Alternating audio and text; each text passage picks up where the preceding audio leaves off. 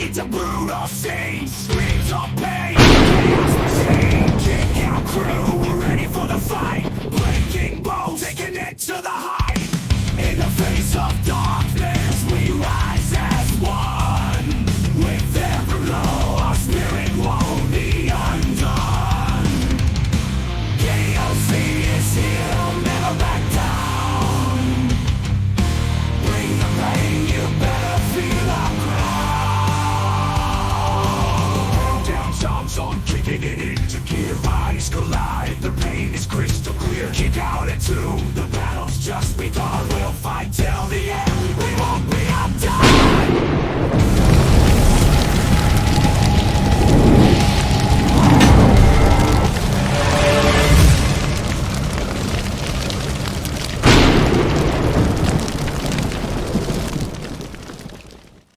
Boom.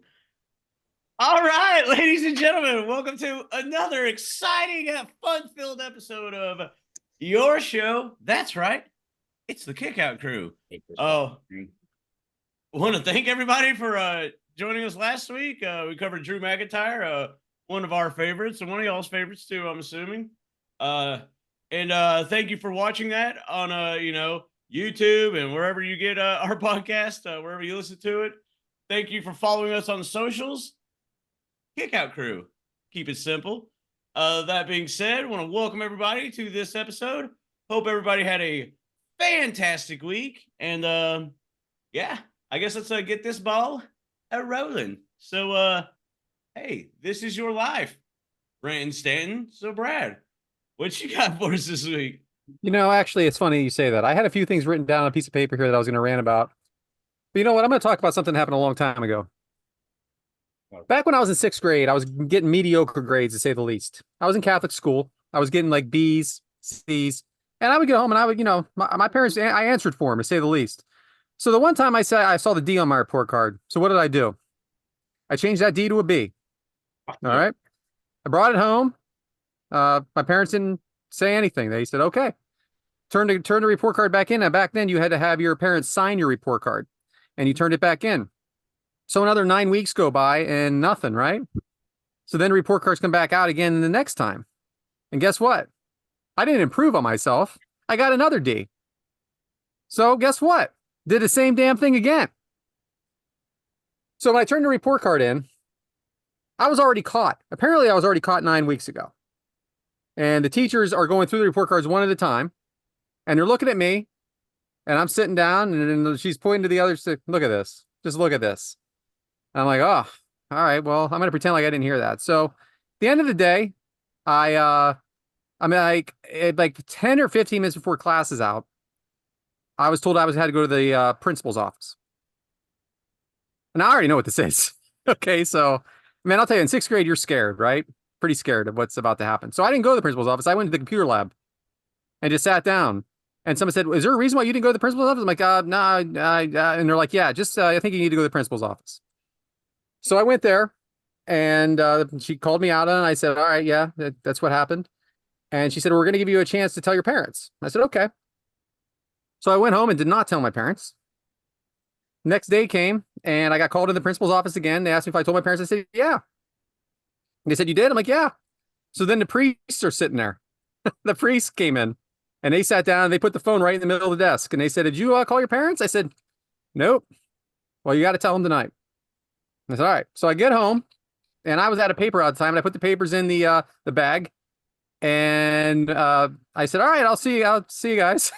And I did not tell them again. And my parents like, hold on. Don't you have something to tell us? I said, all right. So they know now.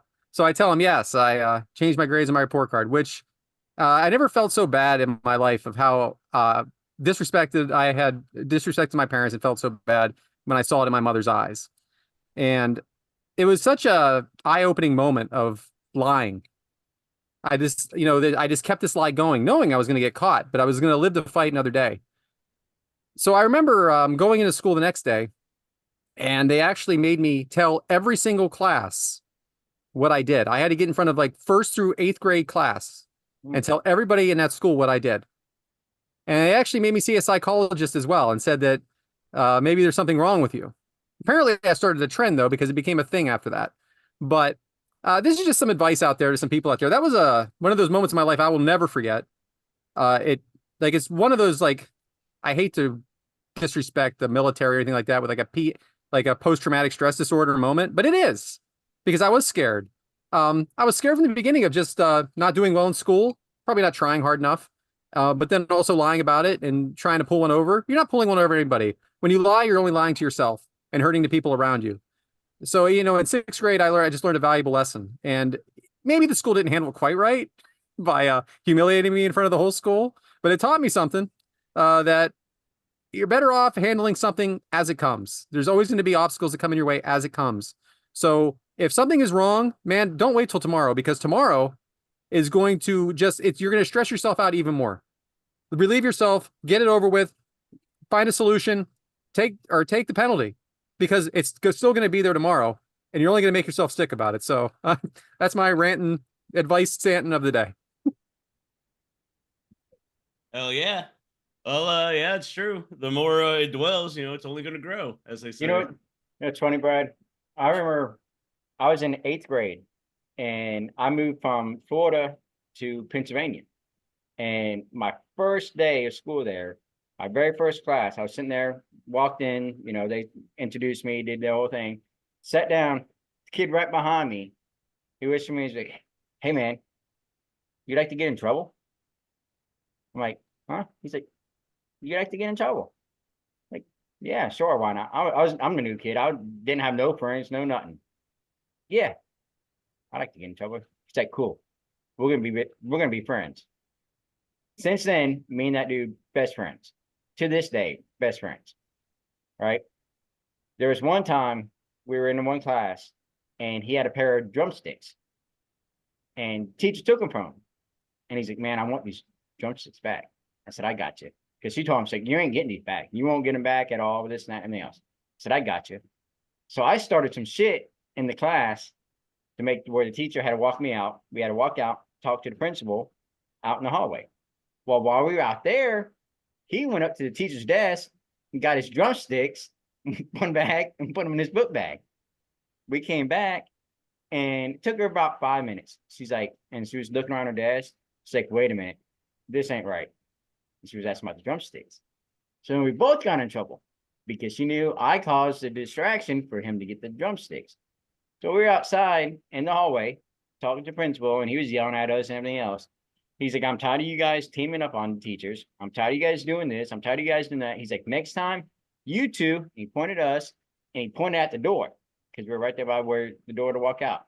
He's like, and my friend looked at him, and I looked at my friend, and at the same time, we're both like, "Do we get to go on vacation?" Same time. And he's like, "That's it. I'm done. Y'all suspended. Go somewhere." Suspended is just like that, 5 days. So we got our vacation. Same thing. Yeah. But I never once, like, no matter how much trouble I got with him, never once was told I could not hang out with this kid. I mean, he was my best friend. We hung out school, after school, everything. This Hell of an opening. You want to get in trouble. Do you like to get in trouble? That's right. Right. It's like the shittiest dare PSA of all time.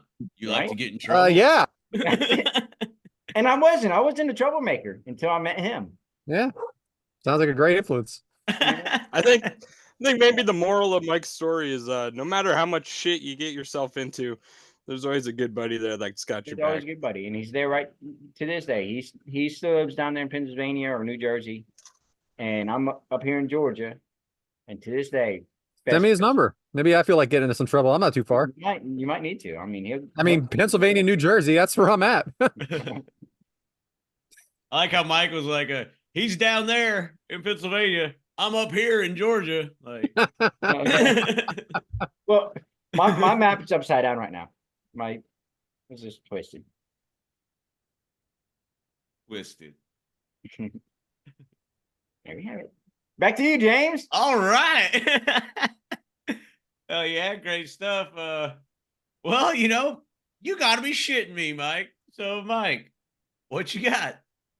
Well, I have a little something. It's not gonna be as fun now because our producer dipped out on us tonight. But I want to play a little game. So Chris Van Vliet, whatever, however you say his name, right? Nailed Every it. now and then he'll post a picture and have like a little title thing on there and say, guess the wrestler. So let's play guess the wrestler. And just a hint, this was supposed to be for last week. So our first one, he was a 3-time IWGP Junior Heavyweight Champion. He's a 2-time NXT champion, the longest reigning champion at 504 days. He's a 2-time IC champion, 1-time US champion, 4-time tag team champion, and a 1-time Universal champion. Finn Balor. Yep. And there it is. Nailed it. Got him. Okay. Next one. He is a 9-time tag team champion, 2-time US champion, 8-time IC champ, and 2-time The Miz. Jericho. WWE champ, and a 2-time Money in the Bank winner. The Miz. Brad got it. Yeah. Okay. I mean, we're supposed to guess, right? Yeah, you're supposed to guess. That's it. The first Yeah, one. like you that's guess the is- game, right? We're not supposed to like wait Yes. to the last answer. No, just if you He get it. rhymes with the Riz. All right. Here's another one. And this one is for 2 points. He is a I only got 1 point. well, you and Adam are tied right now. So So this is 2 points. This is gonna be hard. 2 points. He is a 1-time IWGP Junior Heavyweight Tag Team Champion. Ugh, yeah. Okay. He is a Ring of Honor World Heavyweight Champion. He is a WXW World Heavyweight Champion, which is West Side Extreme Wrestling. He is a TEW, Texas Wrestling Entertainment Heavyweight Champion. Lance Archer. Are you serious? Yes, I'm telling you. Is that the right answer? No. Okay, great. I'm giving you guys the time. That's just a guess. I have no idea. Well, you didn't say anything. I Eddie didn't know. Kingston. Okay. I was thinking Eddie Kingston No. too, but I don't like the Kingston. light heavyweight. No way. Okay. So now we're back to the 1 point system.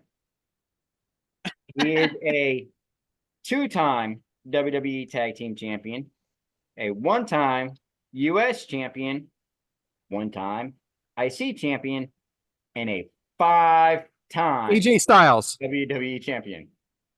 Not AJ. No, because we're not mentioning Impact. Fuck. No. Good pun. There, half a point.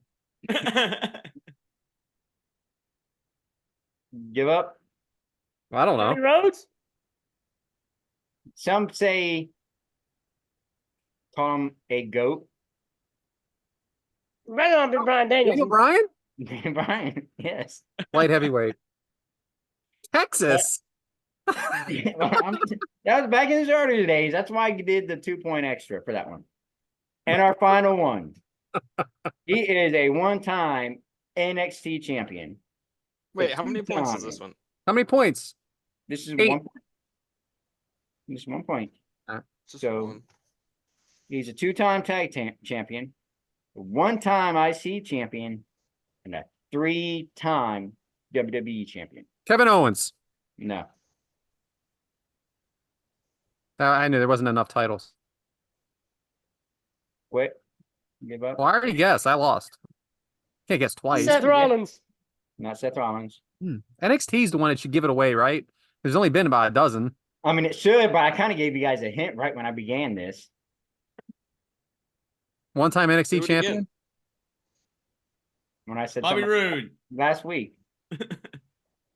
Drew McIntyre. Drew McIntyre it is. Son of a I got a bitch. point. 3-time. I was thinking 2-time, but I forgot. He just won it. I'm bullshitting you. I did not put that together.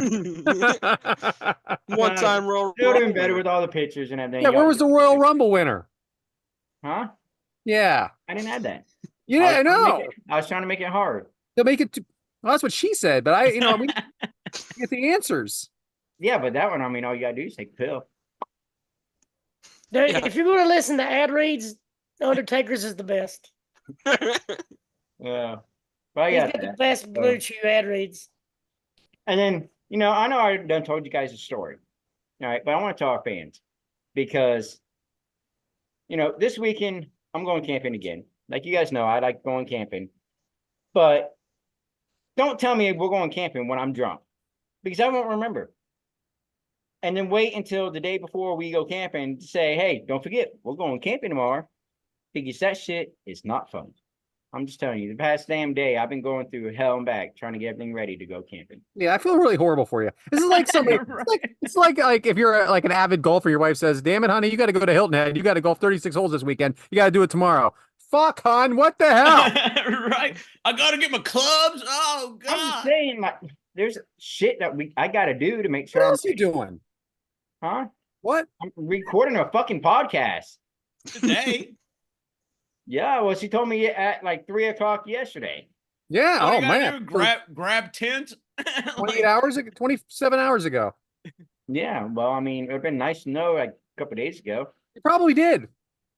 I was probably drunk. So, I mean, don't tell me when I'm drunk. Tell me when I'm If they sober. wait till you're not drinking, then what are they supposed to talk to you? Yeah, right. Listen, Monday through Friday from 7 to 3, I am not drinking. You're also at work, Yeah. Yeah, Monday through Friday from 7 to 3. so she's got to text you to freaking have a conversation with We you. work at the same place. I think that's the first time this has come up. Oh, yeah. In 113 episodes, do we know that they work together? I never do that. I see. I like how We he's used to like, be on different she shifts. should Now have I'm told me changed it. sooner. And then it's like, she totally did tell you a while ago. You just don't remember. And I'm technically her boss. So, I mean, In more ways than one, am I right? Hey. But those are fun works. conversations to have. oh, yeah. You- Especially you- she's going around and say, hey, if I sleep with the boss, do I get a raise? I'm like, yeah. Nope. Or at least somebody's getting a raise sometime. It was too easy. It was right there, Adam. I mean, he bosses her at work, but she bosses him at home. No, she bosses me around at work too. I was trying to give you the benefit. It's good. But that's all I got. So back to you, James. Hell yeah. Well, might as well keep this rolling with today's agenda. And what is today's agenda, Brad? So, like we said last week, he's been in the news lately, Mr. Jim Ross, and we're honoring him this week with two of the greatest calls that he made. Now he's got a lot of great calls, and we just picked two matches that just are very memorable for us.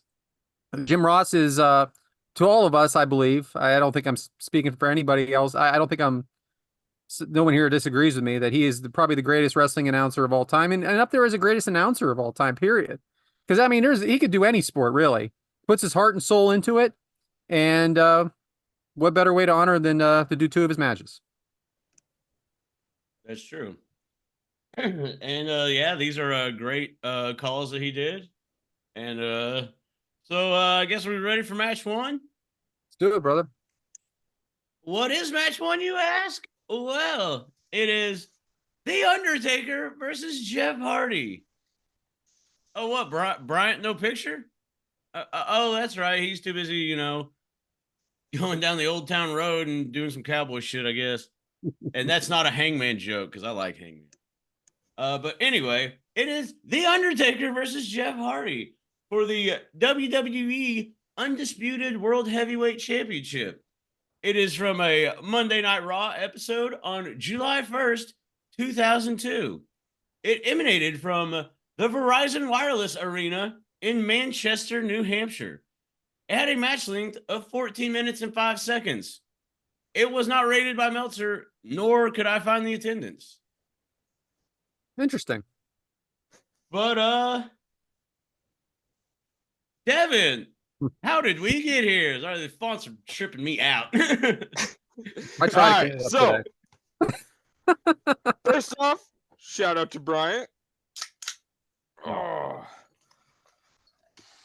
This isn't a Nitro Pepsi. Oh, boo! I was about to ask if you took it back old school. No, those are discontinued. But hey, shout out to That's Bryant. right. Are they really? Did you really Yeah. Pepsi like you did a At nacho least up Pepsi? here. Hey, real quick, I checked 6 stores before like this show today and could not find one. So I got this. All right, the build for Undertaker versus Jeff Hardy. Jeff Hardy wanted to prove to his brother Matt and the fans at home and himself that he was still extreme.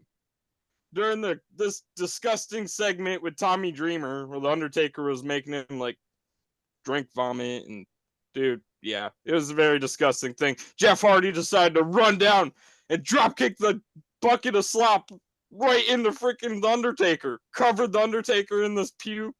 It was disgusting. But the Undertaker was immediately pissed off by this and beat the living hell out of Jeff Hardy. Put him through a table and chokeslammed him, and yeah, beat the hell out of Jeff Hardy. The following week, Jeff Hardy would have to face Raven in a one-on-one match. He would end up winning with a Swanton Bomb, just, classic Jeff Hardy at the time. Taker would face Jeff Hardy's brother Matt Hardy in a singles match. It was short, but Matt Hardy was actually pretty competitive in it. Taker would end up winning with the last ride, but immediately after, Raven would come running down and try to beat up Matt Hardy. And then Jeff Hardy would come running down, beat up Raven, and try to beat up the Undertaker as well. But tables were turned because Raven would just hold Matt Hardy there, and the Undertaker beat the hell out of Jeff Hardy, who ended up getting handcuffed to the top rope. It was complete brutal scene, but back-to-back weeks, Jeff Hardy was completely humiliated by the Undertaker.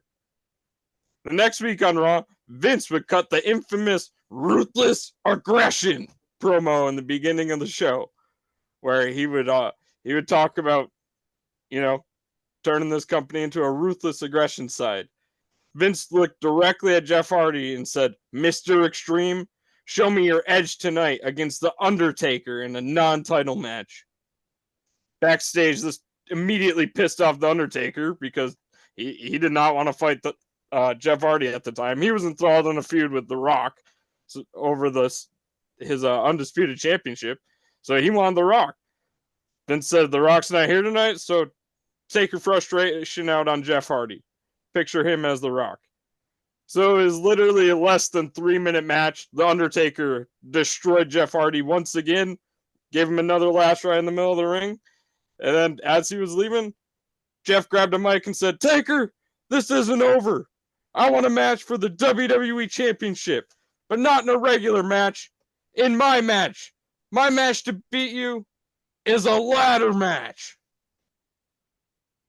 And the following week, it was set. The Undertaker accepted that, and it was set. Jeff Hardy getting his championship match in a ladder match against The Undertaker.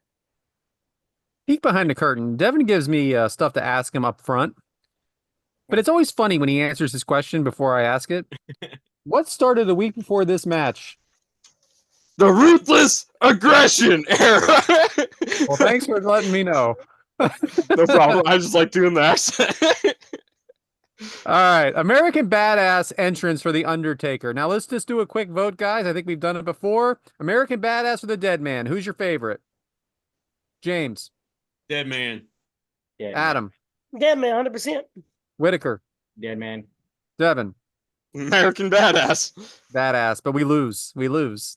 We do. Bryant. Oh yeah, Bryant. Thanks, but He Badass said is dead. He cool. said dead man. I'm not saying I don't like it. I asked him before we started. He said dead man. amazing he knew that I asked that. By the way, but Mike, did he need to change for this time period, or any time period? Yeah, Did it need to change at times? Yeah, he needed to change a little bit. I mean, come back. He was more of himself when he came back. So, and at that time, that's kind of what things were going. Gotcha. Now we have a ladder match for Taker, Adam. Is that normal? Oh yeah, it's about as normal as seeing in Kane and the Money in the Bank. Yeah, but that is normal. That's normal. That's the bad part. So no, I mean it's always Undertaker in these gimmick matches. I swear, any gimmick match WWE's ever come up with, Undertaker has been involved at least once. Gotcha. Jeff Hardy entrance on paper. Devin, what do you think of this matchup? On paper, I love it. Like Jeff Hardy has said, the only way that he can really see himself winning is in his sort of match. He's Mr. Extreme. Vince told him to be extreme, and he's doing it. He said, "Give me my match." James, who are the announcers? So Wait a minute. Wait a minute. Let's go No, back no, to we that. didn't hear about the announcers first. No, I'm kidding. All right. So if Jeff Hardy would have been smart, he would have done a very live match because that's one match Undertaker has never won. Even though it's Undertaker's match, he's never won it. So if Jeff Hardy would have been smart, that's the match he would have done. Kind of like a Hell in a Cell, huh? Yeah, well, But I died. So, James, who are the announcers? Oh, glad you asked. Happens to be the subject of today's agenda, Mr. Jim Ross and Jerry the King Lawler. The dynamic duo themselves. Adam, who's the referee?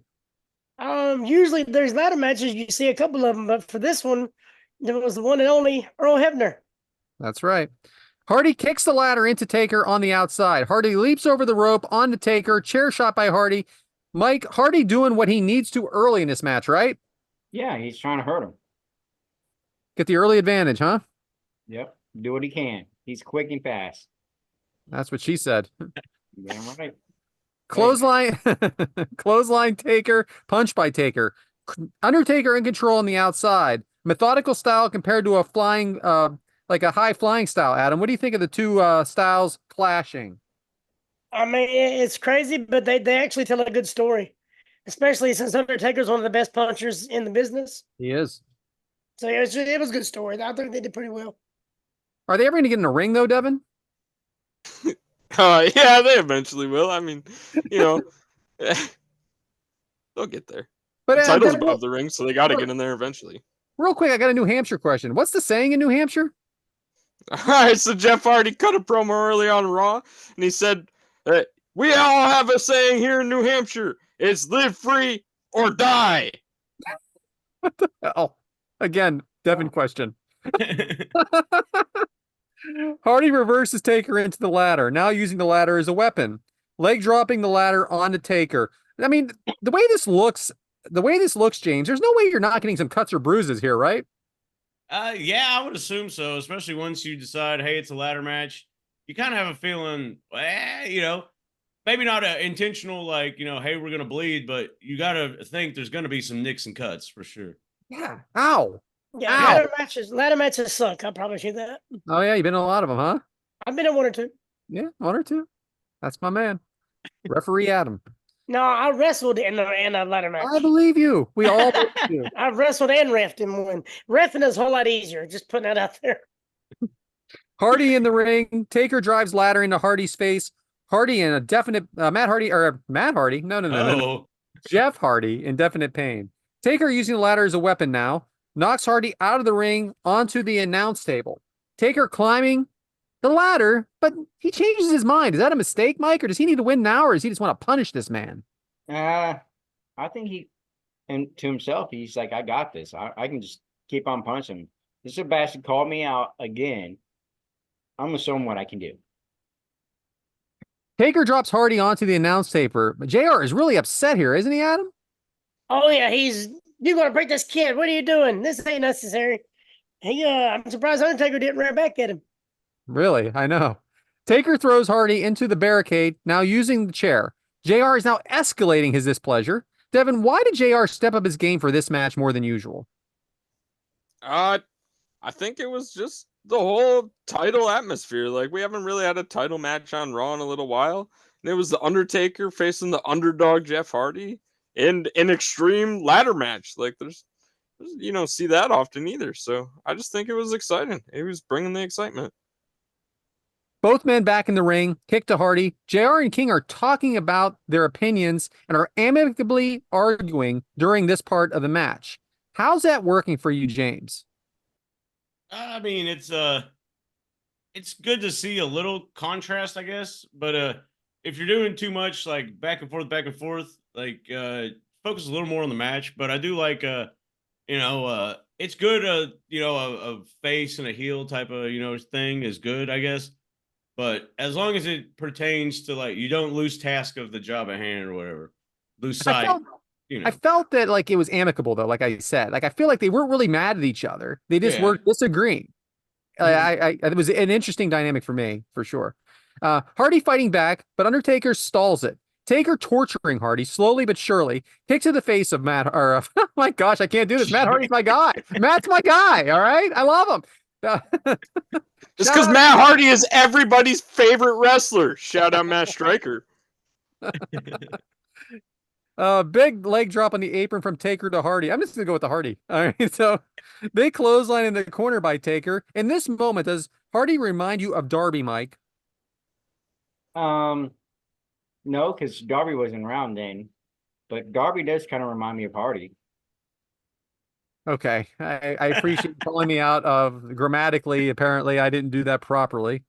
I know you're a big grammatical guy, Mike, and you have been Just through saying. this whole thing, right? I didn't know who Darby was back then, so I mean, Did you watch this match live?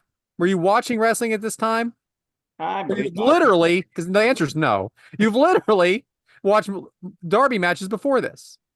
No, I haven't. I've seen this match before.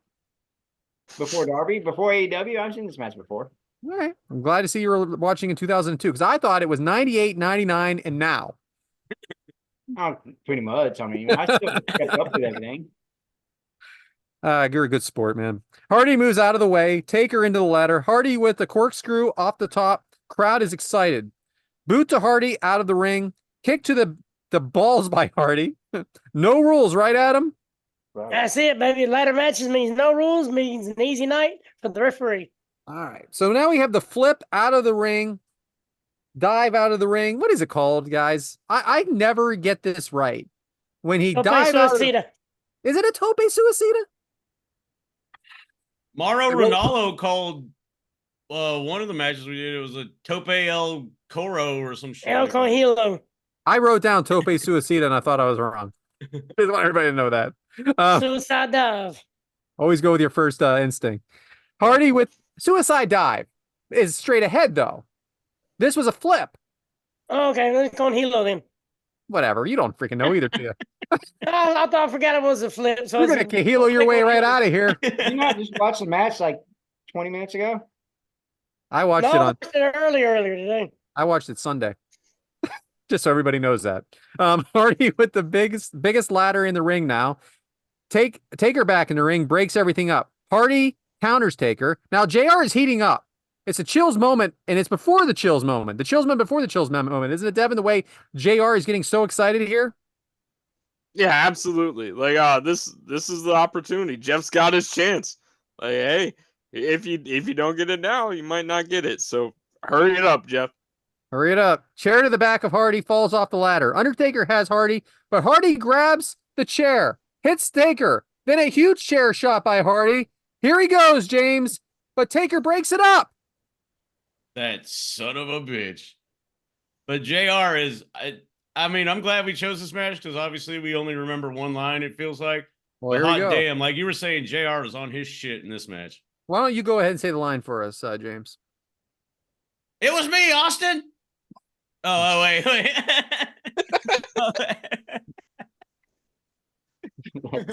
Uh, That was last week. But no, man, like, because Jeff, like we've been saying, he's the ultimate underdog in this, and Taker's pretty much prancing around like, I'm going to beat the silly shit out of this kid. And then, all of a sudden, Jeff's got his chance. And then all of a sudden, he's ascending the ladder. Oh, my, is Jeff going to actually do this? Climb that ladder, kid. Make yourself famous. there it is. There Oh, it is. and then like the emotion, the crowd's going ape shit. JR's like, I like how JR can like scream, but not be like overly loud. You know what I mean? Like all the emotion that he gets into it. And he's like, oh my God. Yeah. I think it's mainly like the tone of his voice when he talks. Yeah. He means what he's doing, Yes. and he doesn't know who wins. So he's genuinely rooting for Hardy. At least I think so. At least I want to tell myself that. It But sounds like it when you hear that, those couple spots in the ring, you're like, because then JR makes you believe like, holy fuck, he's going to do it. Yeah. And I think that's one reason why he says, like, he don't like to know the finish of the match. He don't like to know what's happening because he can call it as he sees it, when he sees it, and not know. so it doesn't last long though. Unfortunately, Taker sort of choke slams Hardy off the top. It wasn't the best of moves, but he does it. And he climbs up there and gets the belt. And it's kind of like a quick finish all of a sudden. Hardy trying to stand now. Taker turns around and then gives him a last ride. Walks back in the ring, gives him a last ride. Now he yells at, "You have not broke me. I'm still standing." Jeff Hardy, that is. Shut the damn mic off, JR says. And then Taker comes in the ring, raises the Jeff Hardy's hand, and shows the respect. And I guess that's his babyface turn again. I like I said, I don't know, but he shows him a respect because he won't back down. So this was for JR. It wasn't the moves in the match. It wasn't the finish. It was JR's emotion that had us that chose this match for us. It chose us today, as the way I look at it. And it was a great match. Did anybody have anything to add at the end? Because that is it. It's not who goes over, it's who gets over. And Taker did a good job of getting Jeff over, and because we talked about that one pay-per-view where it's like, what are you doing? You ain't making nobody, blah, blah, blah. And this is a way that you actually made somebody. Amen to that. Anyway, that's it, guys. Back to you, James. Real quick, so you guys know that I love 2008 WWE right now. I've been watching it religiously. So Jeff Hardy, before he won the WWE Championship, he faced The Undertaker in an Extreme Rules match. And again, The Undertaker put over Jeff Hardy. And this time, Jeff Hardy actually went over it. And it was like 2 weeks before he actually would win the title. And now we're covering this. So I just think it's really cool that Taker's played a pretty big part in Jeff Hardy's 6 career. years later, the story's still going. Crazy. Right? With Jeff Hardy. 6 years. Right? And it's a good litmus Yeah, test. he did it, though. Taker. If you can get with Taker and make your name with Taker, because everybody knows Taker is over, But if you can get up there with him, that's a good litmus test. Well, remember when he shook John Cena's hand after John Cena's Kurt Angle match? Yeah, That's your stamp, man. I was right then and there. Yeah. Hey, you're meeting one of the guys. He did it with Bray Wyatt. He came out there with Bray Wyatt. Yep. And he loves AJ, CM Punk, Cody Rhodes. I mean, and for some reason Brock Lesnar. He helped Maven too. Just this past year at WrestleMania, Cody said, he was laying down on the ground when Taker and Rock did this thing. So he turned around and he looked at Taker. Taker just looked at him and kind of winked. Roman Reigns too, by the way. That was it. Put over Roman Reigns at WrestleMania. Yeah. Only lost twice there. And that was one of them. Well, apparently the whole Royal Rumble thing with Maven was Undertaker's idea. Oh, it's got to be. It was no, he said it. He said it was my Well, idea. you're not allowed to do anything without his approval. Yeah, you're right. Yeah. Do you imagine the receipt on that? Yeah. Hey, did you listen to that Busted Open, Adam? Where for some reason Bubba chopped Taker? Oh yeah, and he says And afterwards, and then he beat the hell out of Bubba. Kane's in the corner. He's gonna kill you. Kane's laughing, and after the match, he says to Bubba, he goes, "What the hell were you thinking?" He goes, "Yeah, it's just so great." That was a damn good story. It was. I like that. Anyway, I'm sorry, guys. Back to you.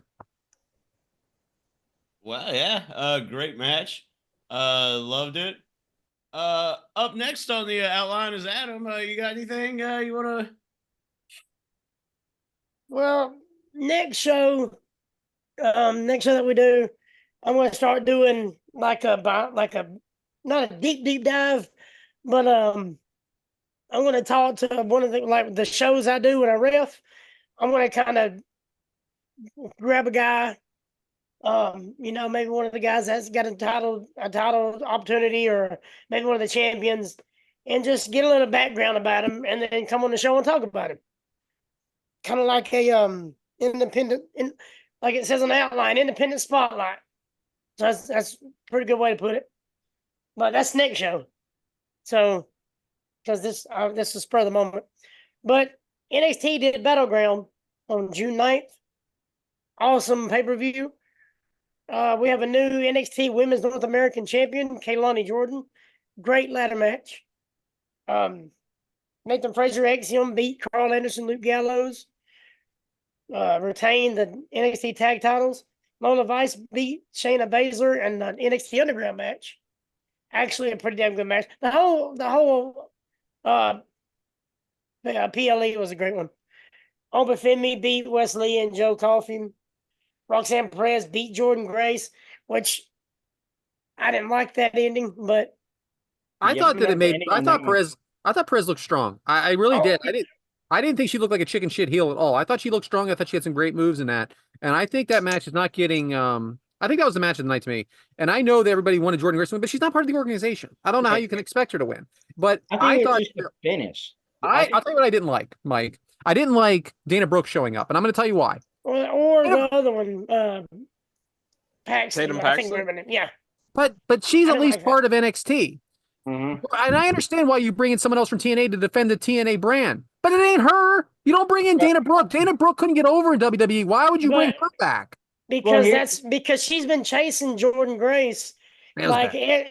like that's the storyline they're having TNA right now, is that she's been interrupting every match that Jordan Grace has been doing. I'm sorry if This I is feel going like, along with the storyline. I feel like So- I'm disrespecting her, but I So- just and want that makes a no bit reaction. more sense to me. No Yeah. reaction. I didn't know that. I don't watch TNA, so I didn't know that. I don't even remember that that, Mike. A little bit more sense, but I still don't like the way it did. Nah. If anything, it should have been just the one girl coming out, getting the title, leaving, and then she goes out there, hits her, goes back in the ring. If they didn't have that Dana Brooke or whatever they call her, Ash by Nature or whatever, Elegance by design. yeah, that's it. I don't know if that's right. Ash by Elegance. Alex There by you go. Elegance. There Who the hell you am I go. talking? You're both What wrong. was I There talking you go, about? Devon. If they didn't have her involved, to me, as just watching WWE, it would have made more sense. It's a terrible name, by the way. Yeah. Hey, that's Dana. Ash by Elegance. He tried to call her Dana Brooke at the That was, beginning. I feel like that was on purpose. I think it could have been, yeah. I think it was on purpose. Little Shiv. Yeah. Well, I just thought it was like, I think he was pretending to mess up.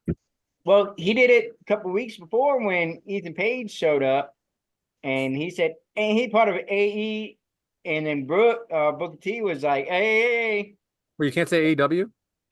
But it was just one of those things where That was they the had. setup, I think. Yeah. Yeah, Anyway, But that right there, they already said that was planned for him to say that. Like he said, isn't he part of AE? And then Booker T cuts him off. So that right there made sense. I Like, the think whole Roxanne Dana was Brooke good. Though. thing could have been a misstep, but I don't think she should have been involved at all. And But shout out to them promoting a TNA storyline on NXT. yeah, and that's what I'm saying. But I didn't know that, so that kind of Yeah. makes more sense to me. If I watched TNA and I would have seen that, it wouldn't have been as bad. Now to me, it's not as bad. But it wasn't an interference.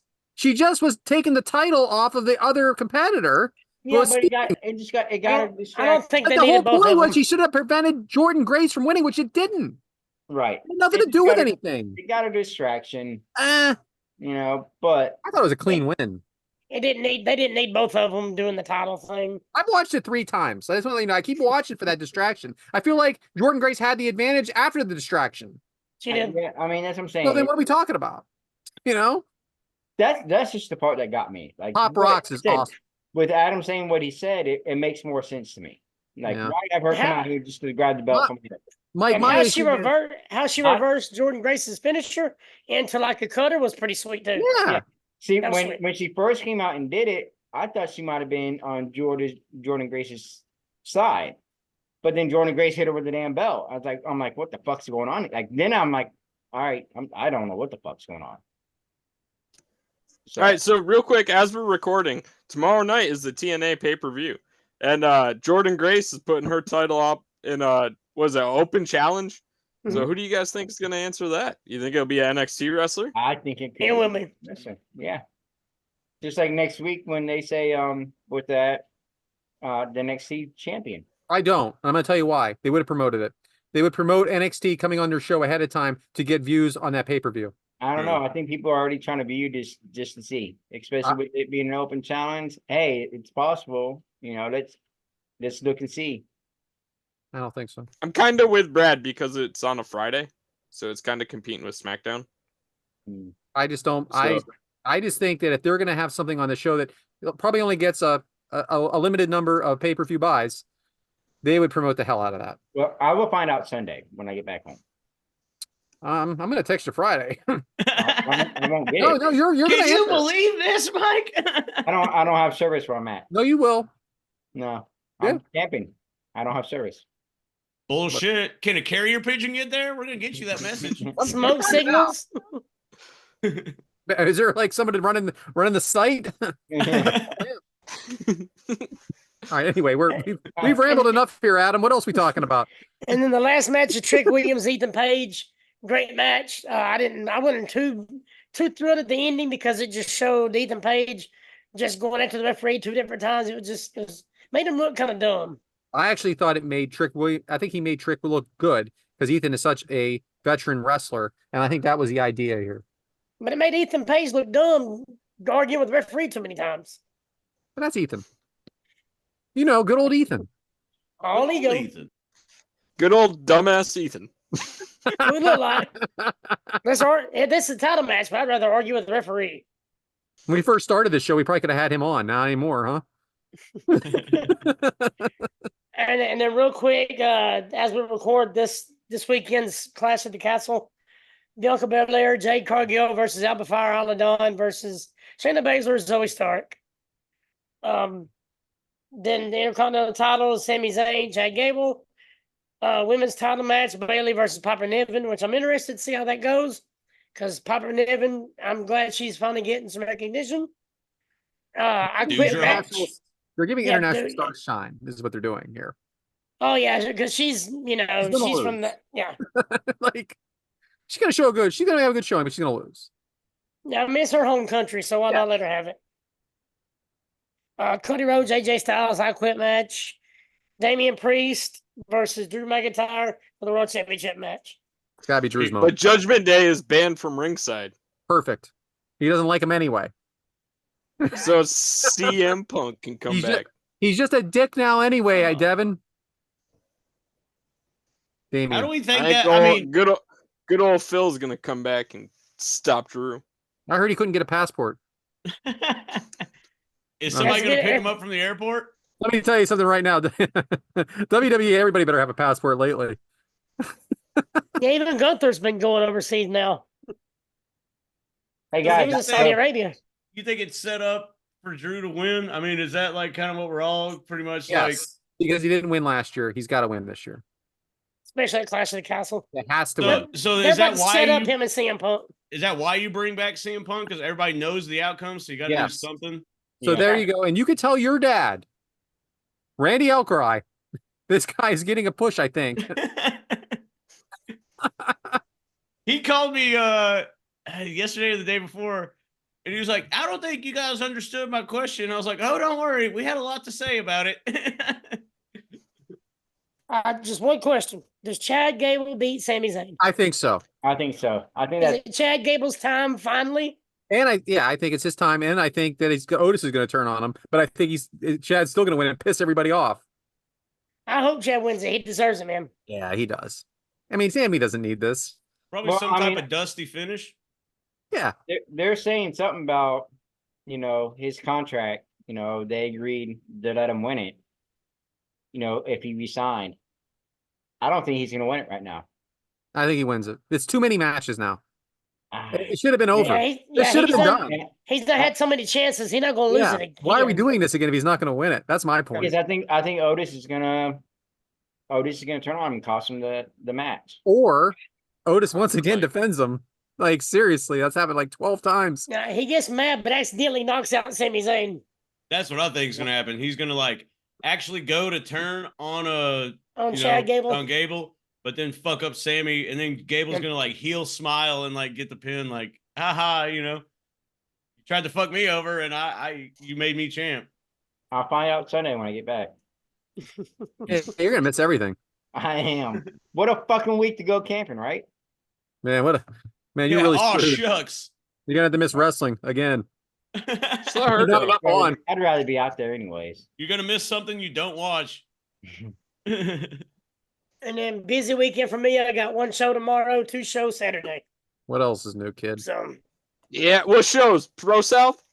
Pro South Friday, and then a one called Wild Wrestling Alliance Saturday afternoon. And Saturday night is Southeastern Pro Wrestling. Shout out House of Harley. Shout Top out. 5 faction in the independents. Shout out. Freaking Devin is so freaking knowledgeable, and we take him for granted. I like Pro South. Pro South's fun. Fuck you, So when Adam goes back, I make sure to tune in. I'll be there tomorrow. We'll All do a right. tournament. Go ahead, bud. All right. All for that. right. All righty. Yo, I just went outside, took a piss, and there was a bear walking out through the woods. They're already camping. Was it a bear or was it a guy dressed up as a bear? No, it was a bear. Okay. Guy dressed up as a bear. It's so freaking random. Gotta keep the myth alive. It was definitely a bear. He's been taunting me. He comes out all the time when I'm not legally allowed to shoot him. Did he have a picnic basket in his hand? Yeah, and another little bear with him right there. Ah, He walks up, hey, boo boo. Hanna-Barbera will be so proud of us right now. Yeah. On a picnic basket. One of these times. Oh, And that's that, great. yeah, I guess it's my turn. Spirit of take this job and shove it. Mike wrote that. Love that song. It's becoming more and more apparent every time I go to work. But I will say, I did my last full day of work here yesterday. I'm taking a bunch of vacation hours. I'm off for like a damn near a week, pretty much. And then I work 2 half days, and then I'm gone. So Patrick Commissary can take that job and shove it. There's a bunch of salty ass people that I took some vacation hours. Cry me a fucking river. You're gonna have to get up and work now. Oh shucks. James Another ain't good here. song, Cry Me a River. For real. James ain't here to fucking carry the load no more. So who gives a shit? But yeah, and then Fifel goes west. Gonna be heading that way. But yeah. I have had a bunch of hate, I guess, for my current job and some of the people there, but there are really good people there, so I don't want that to be lost on anything. But and it did get surreal. Like I was talking to our Coca-Cola guy, which he's cool. Me and him chat all the time. And he was like, "Oh, fuck off, Devyn."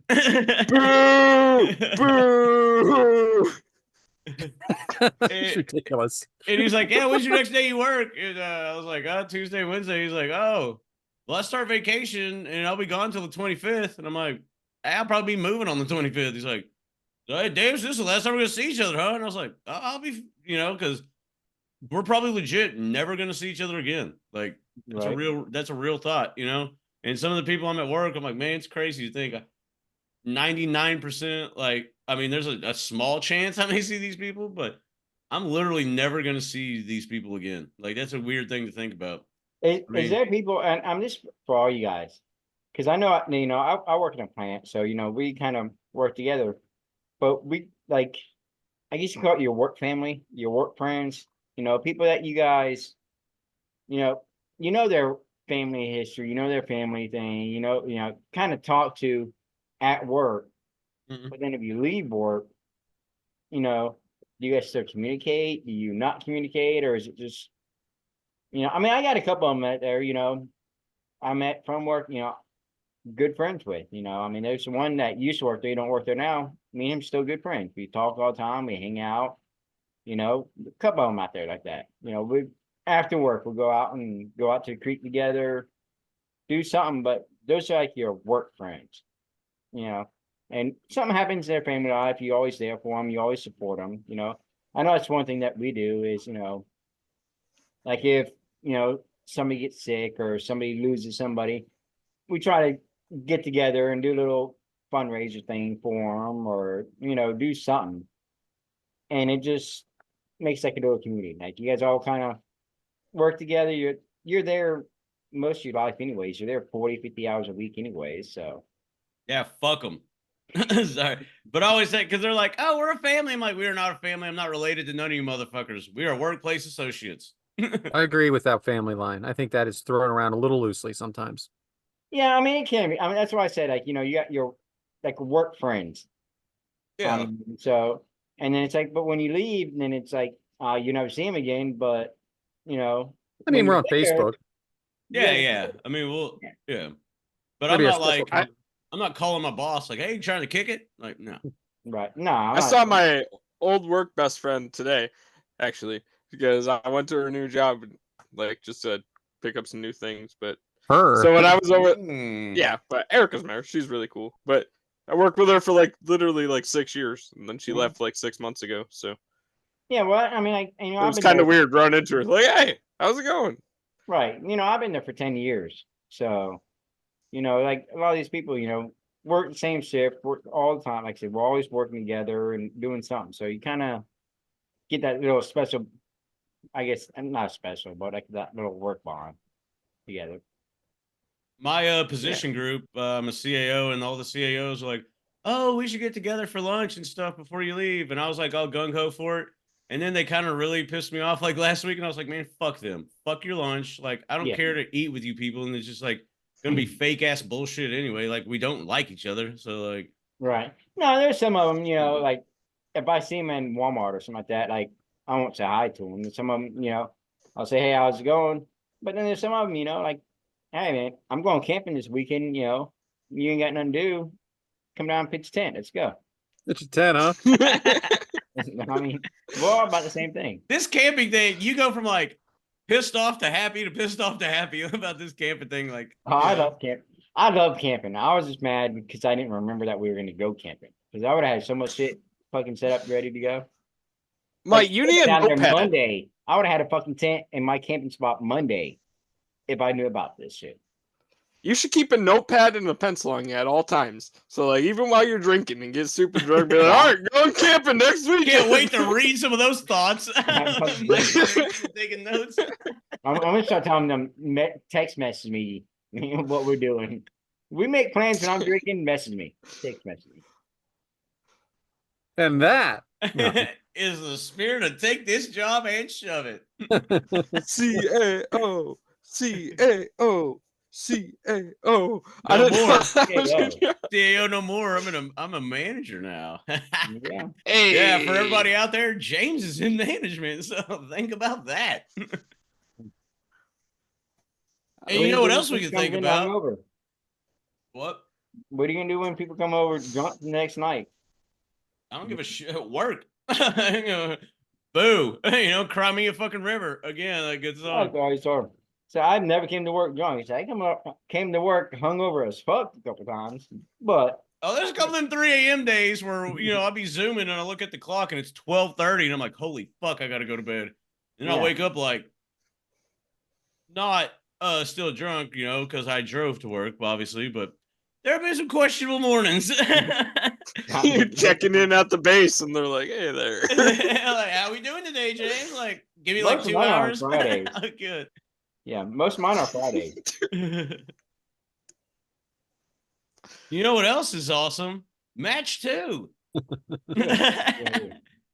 As we said, we talk about Jim Ross and some iconic calls, and this may be the most iconic call. This is definitely one of the most iconic matches, and glad we're covering it. And you all know what we're talking about with iconic JR calls. So let's just get right to it. It is Mankind versus The Undertaker. Yep, that one. It's a Hell in a Cell match from King of the Ring 1998. Yeah, we're covering it. It is June 28th, 1998. And it went down in the Pittsburgh Civic Center in Pittsburgh, Pennsylvania. Fucking love Pittsburgh. A lot of black and yellow there, but fucking love that city. The Yinzers are good people, man. Really do like them. It had an attendance. What's up? Just shout out Yinzers. Sorry, James. Shout out Yinzers. I like it. It had an attendance of 17,087. It had a buy rate of 385,000 because, as we all know, this was before the network. It had a match length of 17 minutes and 38 seconds. And for all that this match was and everything that happened in it, Meltzer gave this one 4.5 stars. We've covered some banger matches and this asshole shit all over them. But this one with fucking 20 minutes of dead time gets 4.5 stars. But that's enough about that. I guess it is Devyn. How did we get here? All right, so throughout all the 1990s, Undertaker ruled the WWF. There were many suitable contenders and some guys that were great opponents, but some that were very not so great at all. Come around 1996, the Undertaker was struggling to find that right opponent that could like really take him over the top. We've seen some of the opponents he had out there that really he had to slow down his pace and really not be able to work a great match. So around 1996, Cactus Jack was tearing it up in ECW in Japan and signed with the WWF.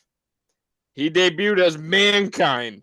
Mankind was a leather mask wearing, basement living, rat loving lunatic that produced the right amount of violence to be the perfect opponent for the Dead Man.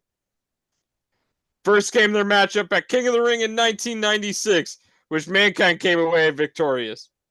Then they fought at SummerSlam in a Boiler Room Brawl match. Undertaker's longtime manager and friend would turn on him and end up helping Mankind win at the end of that match. Mankind then became the first ever person to defeat The Undertaker twice on pay-per-view. In the rematch in October, Undertaker would challenge Mankind to be in the first ever Buried Alive match, which Adam talked a little bit about Buried Alive matches earlier. So they faced off in that match, and after this match, the men would kind of go their separate ways a little bit and get involved in different rivalries. Eventually, Mankind would gain great sympathy with the fans after debuting characters like Dude Love and Cactus Jack. Well, The Undertaker just kept becoming more dark and menacing and officially was able to be that wrestler that he truly was. Mankind and Undertaker's rivalry would heat back up around the King of the Ring 1998. If you don't count the match that Paul Bearer interfered in the Boiler Room Brawl, the feud was 1-1. And this would be the one to end it all, to break the rivalry, in none other than the second ever Hell in a Cell match. All right, so let's get into it, guys. We have Mankind's entrance. James, now we know how this match is going to go. Most wrestling fans know how this match is going to go. At the beginning, let's just pretend we didn't see this never saw it before. What did you think of the crowd reaction to Mankind's entrance? Well, his entrance itself is a little, because the shirt kind of always got me, the white shirt. And then he kind of walks like with that like kind of half gimp arm thing. But yeah, it always tripped me out because, man, shout out to, I have to say this. The rat thing, when Bruce Pritchard talks about the rat on his podcast, definitely worth a listen because that is fucking hilarious. But yeah, I mean, it seems like, because with his entrance, long story short, with his entrance, it is good, it is very menacing, but we all know which entrance we're waiting on. You know what I'm saying? And I also believe he's the heel. Correct? Yeah, He is. yeah. And it's just, I don't feel like there's any reaction is what I'm getting at. Yeah, because I think they're just waiting on takers. Yeah, honestly, and the way that he comes out, like kind of like he's a weird character, so it's you're not gonna boo him necessarily. You're just gonna be like sitting there. What? Kind of like they're still trying to figure him out. Yeah, it's a great. Yeah, and you know what? As this match goes on, we'll get into it. We'll get into it. So, Adam, what's going through Mankind's head when he's climbing the cage? I'm about to whoop Undertaker's ass. But why is he up there, Devin? So, in the first ever Hell in a Cell match, it was Undertaker versus Shawn Michaels, and that was one of the only 5-star matches that the WWF had ever had. Mankind, Mick Foley, he truly knew that there's no way that my Hell in a Cell match is going to be a better match than Shawn Michaels versus The Undertaker. So he's talking backstage with Terry Funk, and I listened to them two talking about this, or I listened to Mick Foley and The Undertaker talking about this, and Mick Foley said, yeah, Terry Funk told me it's a terrible idea, do not do that, but Mick Foley's idea was, hey, if we need to do something, let's start right on top of this cell. Gong. Taker as the Dead Man on his way to the ring, Mike. Introduced by Howard Finkel. Would you rather have been Samantha Irvin? Oh man, I would love to hear her introduce Undertaker. I That's kind of hard because I mean, Howard Finkel is always going to be one of the greatest. You know, Samantha, she's working her way up there, but I would actually really love to hear her call out the Undertaker come out like that. That pyro, God damn it. I mean, it's like boom, and it was like real bright and everything. Like that was insane. So, Devin, what's Taker thinking seeing Mick on top of the cell?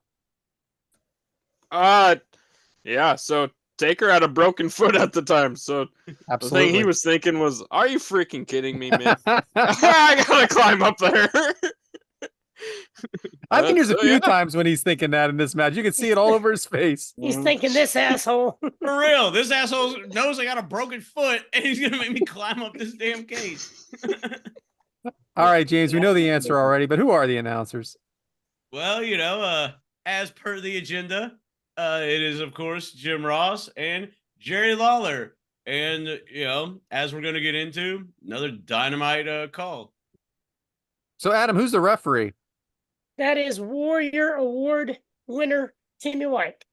Any other referees come out this evening? There's a couple come out later on, and I was gonna reach out to Corderas because he's about the only one that'll message back pretty quick and Yeah, ask he's him what he good. thought about it, but it was kind of short notice. I didn't know if I'd get it back from him. Well, we do have a connection with him. Friend of the show. Shout out reffing up with Brian Hebner and Jimmy Corderas, our buddy RJ. And Anyway. shout out Tim White. Tim White doesn't get the love he deserves, but shout out Tim White. That's true too. Rest in peace. Rest in peace. Now they are on top of the cell fighting. Now I'm talking about Mankind and the Undertaker with chairs. Seems stable up there, doesn't it, Mike? I mean, I wouldn't walk up there, but It does not seem stable. Was the answer? You weigh a buck nothing, and these are two I'm big saying, ass I mean, dudes. Up I there. wouldn't walk up there. I mean, you're hearing that shit pop and ding and That cell is breaking up there while they're walking on it. Walking. So then Taker, I mean, this is very, very soon in the match. We're going to get right into it now. So then Taker throws Mankind off the top of the cage, and he lands on the span. Mankind lands on the Spanish announce table. This is 16 feet up. As God is my witness, he's broken in half. This has to be right over right here, Adam. This has to be the end of the match, right? It killed him. It killed him. You think it'd be over? It has to be over, right? Well, that's what we thought. Yeah. What do you show do it- if you're Hugo Savinovich? Just look it up and Mankind's coming flying. Yeah, at you.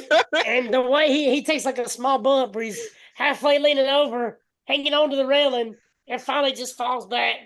I love that slow motion bump he took. They show it 10 times. Dude. They show it Every 10 freaking times. angle. And moving forward, this is probably the most replayed thing. Like you have Hogan Andre, the body slam at 3. I have a feeling they push this clip more than that Hogan Andre clip. And people that don't know wrestling know this clip. And you remember that video of Mick at the Pittsburgh airport? And he's like, hey, Mankind, Mick Foley, blah, blah. They're like, what? Who? He's like, I'm the one that got thrown off the Hell in a Cell. He's like, oh, that was you? him. Okay. Yeah. Like, this is iconic, dude. This is probably the most WWE played clip of all time, I would assume. And the crazy thing is, this ain't even the worst bump of the night. No, we'll get to that. Boy, howdy. It gets worse. They show it, like I said, they show it 10 times, and Taker's standing on the top of the cage still. And then you have Terry Funk out there. I mean, this would not fly today, right, Mike? This would be over right now, right? oh yeah, you think all right? Would it? Darby? WWE or AEW? I mean, Darby WWE or Allin's bump AEW? that he recently did, you would think the same thing almost, right? How high was he? Going through glass onto the ground. It's when was it Sammy Guevara or Chris Jericho got thrown off the top of the blood and guts one and went through the stage. Sammy, okay. Or when Sammy went through the slammed tables. Matt Hardy on cement, and they kept that shit going. I mean, yeah. So I can't say for sure is what I'm getting at. The Well, show in must go WWE on. nowadays, yes, it would have been stopped because they have all their, corporate bullshit. They would have been like, nope, we're done. But So he's down for a while. Devin, what's going through the Undertaker's mind just standing up there on top of the cage? So yeah, Undertaker's pretty much thinking like he might be dead down there. And until Yeah. Mankind moved, Undertaker was literally thinking like, just move, Mick. Just move your arm. Anything. Twitch a little bit. He thought he was dead until Mankind reacted. Yeah, because Yeah. Undertaker talks about it. Mankind had to talk him into doing that. Because Undertaker's like, no, I'm not doing it. No, there's no way. And like they talked about how he had to be talked into doing it. Yeah. He didn't even want to go on the top of the cage, period. So Vince McMahon and Commissioner Slaughter are completely out of character out at ringside now. Completely out of character. Vince was Vince McMahon, the businessman now. And so someone will say he knows how to fall. Give me a break. That's what JR says. You know, like maybe he did know how to fall. It still fucking hurt. Okay. That's all I gotta say. Yeah. So why are they raising the cage, James, with Taker on top? Got to get that stretcher in there. You That's know, crazy. the stretcher, all the people. Because me and my friend Brandon, we actually watched this last night because I was like, hey, man, let's watch the matches we're covering. And he knew the match, obviously, knew of it. And I was like, dude, look at Undertaker just standing on that cage. It's like raising up. And I was like, because you got to get all them people, all the paramedics, the Do fucking that, stretcher, man. all the that stuff. referees, yep. And with the way that cage was popping for you guys, just like them just walking there, and you guys are gonna raise it even more. For Is that real. what No, thank you. No, thank you. You thought throwing off the top of the cell was a high fall. Imagine Huh? raising that fucker up and then one of the things breaks and Undertaker falls Exactly. like 40 feet. I'm sure you know? for a reason because I hate damn heights. Like Short for a Boom. reason. He chose to be short, ladies and gentlemen. All right, so the I hate stretcher Only is 16 feet. And I have to be on damn scissor lift like almost every day. I fucking hate heights. so the stretcher is out. Yeah, I know you got stuck up there for like 5 hours one time. Not me, that was somebody else. Mankind's being stretchered out. Adam, was there anyone there at all that thought this wasn't over at this point besides Mankind? Everybody thought it was over except for Mankind. Maybe Terry Funk, because Terry Funk knows how crazy he is. But yeah, I thought it was over with too. I mean, originally watching it, you'd think, okay, he's done. And the crowd started chanting like refund and shit like that, which I thought was kind of fucked up. But the crowd was like pissed, thinking it was over when he was getting stretchered out. So Mankind off the stretcher now, going back into the ring, and now climbing to the top. Both men on top, fighting on top. Crowd is going freaking ballistic. Then the choke slam through the cell from Taker to Mankind. Obviously, this was not planned. This was a worse bump than the first one onto the chair. Will somebody stop the damn match? Enough's enough. Poor son of a bitch, he's broken in half. Now you have everybody in the ring, but it's not for long. Taker now beating everyone up very, very soon after Mick Foley landed on the chair on the ring, which was a lot shorter of a time than the planned bump on the outside on the table. No, I thought they said it was planned for him to go through it, but it wasn't planned for the chair come and hit him. I don't think so. I think that there's no way. There's Real no quick. way. Go. Mick Foley said that it was planned for him to go through the cage, but they totally thought that it was going to take like 2 or 3 choke slams. So that was the plan. Undertaker was going to pick him back up and choke slam him again. The chair was not supposed to be anywhere near them. By the way, the chair was supposed to be gone by now. And Undertaker was totally expecting 2 or 3 choke slams. And if Mick Foley, luckily it wasn't much of a choke slam because he didn't get too much elevation. If he would have, he probably would have landed completely on his head. And I just we might not have Mick Foley with us anymore. I can't believe I have such a hard time believing that's a planned spot because he is so lucky. Mm. I don't care how much you rehearse that with that ring and the give on the ring compared to the give on his back on the no. I don't care what they say. I don't buy it at all. I don't fucking buy it at all. And I think that's why Mick Foley is Mick Foley. Like that's why he is who he is. So Mike, I guess Mick's okay, or they wouldn't be doing this, right? I mean, now they're back and he's beating up. Now all of a sudden Terry Funk's taking shots, and like everybody else He taking would have shots. had to say something. Like he would have had to, relay a message to somebody. I'm good. I'm good. I'm good. And they only This got is that hard so to much do. amount of time. So as soon as he says I'm good, Taker's going back and getting back into character and doing what he has to do. The So now I fact, feel. wait, Go ahead. the fact that Undertaker choke slams Terry Funk clean out of his shoes was the Yeah. best part of the match to me. His shoes went flying. And Terry Funk has said in interviews like he was fucking pissed and he wanted the match stopped. And then they were trying to give some time, like, oh, just give him time, give him time, attack me, choke slam me, whatever. But in real life, Terry Funk was like, you need to call this fucking match, and he was legit pissed off. That's his best friend laying there. Yeah, And for Terry Funk to say that's enough, right. that's Yeah. But Terry Funk says it's too much, So now I feel like this match is starting for the first time, really. Mankind breaks up the old school. The shot of all shots by the close up here, Devin, of the tooth and the nose. What do you think of that? Yeah, absolutely. First glance, you're thinking like, is that just a huge booger in Mick's nose?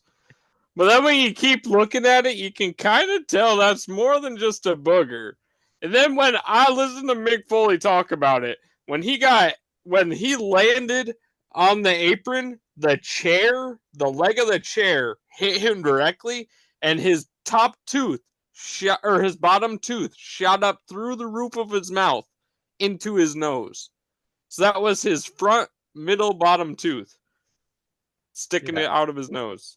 Disgusting. It's a famous shot of him. You can find it anywhere. It is one of the most famous shots of a close up of a wrestler I've ever. I see it constantly. But so now we have the steps to Mankind. Boy, James, that doesn't seem to have the same effect after everything else that's happened, does it? Right, it's like hitting somebody with a pillow after this. I will say that when me and Brandon were watching it and they do that pan over shot, because I looked at him to see his reaction, and he's like, "What's that?" And I was like, "Oh," and then I rewound it and it showed it again. And he's like, and I'm like, "That's his fucking tooth, bro." He's like, "What?" And I was like, "That's his tooth sticking out his nose." I mean, you got to think about it too. Whenever Undertaker's doing old school, he's on the ropes. Well, the way he hits, you got to remember he's got a broken foot, broken ankle, whatever it was. The way he hits, man, he's got to hurt. I don't feel one bit bad for the Undertaker through this whole thing. I'm going to tell you that right now. All right. I feel bad for one man in this, and that's not him. It ain't Undertaker. Because the Undertaker does jump down and he sells that foot pretty bad. Yeah, you know what? Screw you. You did not go through. You did not get choke slammed through the fucking thing. No, your broken foot will just be just fine, okay? Yeah, the guy almost died twice. Right. Legit almost died twice. And he's not paralyzed, not nothing. He freaking... I continue. Taker beating, punching Foley. Taker dives out of the ring, misses Foley. Adam, this is almost like 2 matches, wouldn't you say? Almost 3 matches, really. I agree. Hell is in Pittsburgh tonight. All right, so pile driver onto the chair of Taker. First cover of the night, kick out Taker. Taker busted open. Leg drop of the chair onto Taker. Cover, kick out Taker again. Dream match, Mike. Foley versus Darby. Both been in their prime. Who do you got? Ooh, you got to go. Oh, damn. I'm going to have to go with Foley. Yeah, absolutely. For now. And I think Darby will be fine with that. Oh, yeah. And then here we go with the thumbtacks. Crowd is in awe at this point. This is a WWF crowd, okay? This isn't normal, okay? This isn't normal. A lot of reversals at first, though. Then the mandible claw by Mick Foley. Now, if you notice, I'm calling him Mick Foley now and not Mankind anymore. He's on Taker's back, and now Taker drops him back first onto the tacks. He's a human pincushion, JR says. Now a choke slam on the tacks by Taker. Devin, where the hell are you? Because you were next. That's okay. What the fuck? What the fuck, James? Seriously, choke slam onto the tacks? Well, a back body drop, choke slam. I mean, there's Devin now, but I like a Mick's podcast when he was like, I was apologizing to Undertaker backstage because I forgot the thumbtack the thumbtack spot. Like, I'm sorry, we didn't do the thumbtacks. I'm sorry. And Taker was like, dude, we totally, you went on them twice and they're picking them out of your back and you're saying, sorry, I forgot the thumbtacks. It's nuts. The whole thing is nuts. So I'm coming right back to you, James, because now we have the tombstone onto the tax, right? Yeah. And then as into the 1, 2, 3 pin by the Undertaker. The crowd is going crazy, James. But why are they going crazy? Are they going crazy for the win, or are they going crazy for Foley? I think it's like if you had a pie chart, the win would be like a smidgen. And then the rest of the pie chart would be like what they actually just fucking saw. Exactly. And there's still another match after this, you know? Like Oh yeah. they so I think they're going crazy. Like I think it's more of a reaction to like, holy fuck, what did we just witness? You know, that type of thing. All the refs in the ring now. Adam, why wasn't the referee wearing gloves? Oh, they didn't worry about COVID-19 back then. COVID-19. I'm talking about the tax, brother. They had to worry about any of it. They had to worry about getting sick or transferring any diseases or nothing. It was He's all talking about tax. I just don't want to hit tax in my hand. Yeah, Oh, well, the gloves, the gloves, It doesn't keep tax out of your hand. yeah, It the helps. gloves referees have, don't, yeah, exactly, Mike. all right. The stretcher is back. This has been the most ungodly match I think we will ever see. That's again, I do the worst JR. I'm doing like a Vince McMahon JR. Sorry, guys. Undertaker working out like walking around like what the fuck. He's like walking out like I'm out. This is it. I'm done. JR, this match should have been over in the first minute and a half, the King says. So true. The recap is even more brutal. They keep showing all this stuff, and you're like, wait a minute, that happened in this match too? And then Mick being helped out of the ring, helped walking with a standing ovation for Mick Foley. And I stand by this line tonight. Tonight's the night, and this is my line. Tonight, Mankind became Mick Foley. And guess what? He gets involved in the next match. Yeah, he comes back later. That's the crazy part. He comes back the very next match. And he gets involved in that and helps Kane win the championship. And that was the planned spot. And Kane's like, we're screwed. Right? Hey, the running guy is dead. You know? Dead. More like Olympian, but it's all the same. Oh, so that match had 2 stretcher spots. And I like when Mick said that Vince McMahon was like, I appreciate everything you've done for me tonight. You are never doing that again. Right. Devyn, have you ever shown any non-wrestling friend this match? Non-wrestling friend. The only one I shown this match was Erica when she was first getting into her wrestling fandom. So I was like, you know what? I gotta show her this one. Yeah, she immediately didn't want to keep watching and thought this entire wrestling thing was going to be ridiculous. And yeah, luckily she's hung on and stuck through this. But yeah, she was the one. Yeah, I made my kids watch this one. My son likes wrestling a little bit, but I've had my daughters watch this because I just want them to know. I'm going to use that word, Adam. You can say what you want about a predetermined match. This ain't fake, brother. This ain't fake. This proves to you this can't be fake. This is not fake. He landed on this stuff. This is not a movie with outtakes and a stuntman. Okay. Yeah, crash pads and all. There ain't no crash pad under the Spanish announce desk. So anyway, I like how guys, Devyn's like, don't show her like Rock Hogan WrestleMania 18. Don't show her like anything like that. Like, hey, you want to see some fucked up shit? Check this out. are you guys ready for listener questions? Nope. Sure. Why are you saying no, Mike? I don't know. That was a weird. Think you'll remember that next time. Amy Vaughn wants to know, where do you rank this Mankind versus Undertaker match under the holy shit category for wrestling matches? Well, I know my answer. Gotta be up Number 1. Yeah, I mean, it's One. up there. It's best. It's one for me. One. Because every time I watch it, I cannot believe he did this. I agree. Yeah, 1. Adam? If it was just, sorry. No, go ahead, Devyn. I'm sorry. Adam's still thinking. If it was just the throw off the cell, I might put a couple other ones above it because like there was Shane McMahon getting hit from Steve Blackman and falling 40 feet through the airbag. There's been a couple bigger pops than that. But the fact that Mankind got back up for a second time and took another pop and then the thumbtacks and just yeah. Number 1 for me. Adam, you're left. Number one WWE. Yeah. What match are you putting over it? Oh, I'm sure there's some death matches. No. You have to see it. You can't just say there is. I'm sure there's something better out there. It's the number one craziest match in WWE history.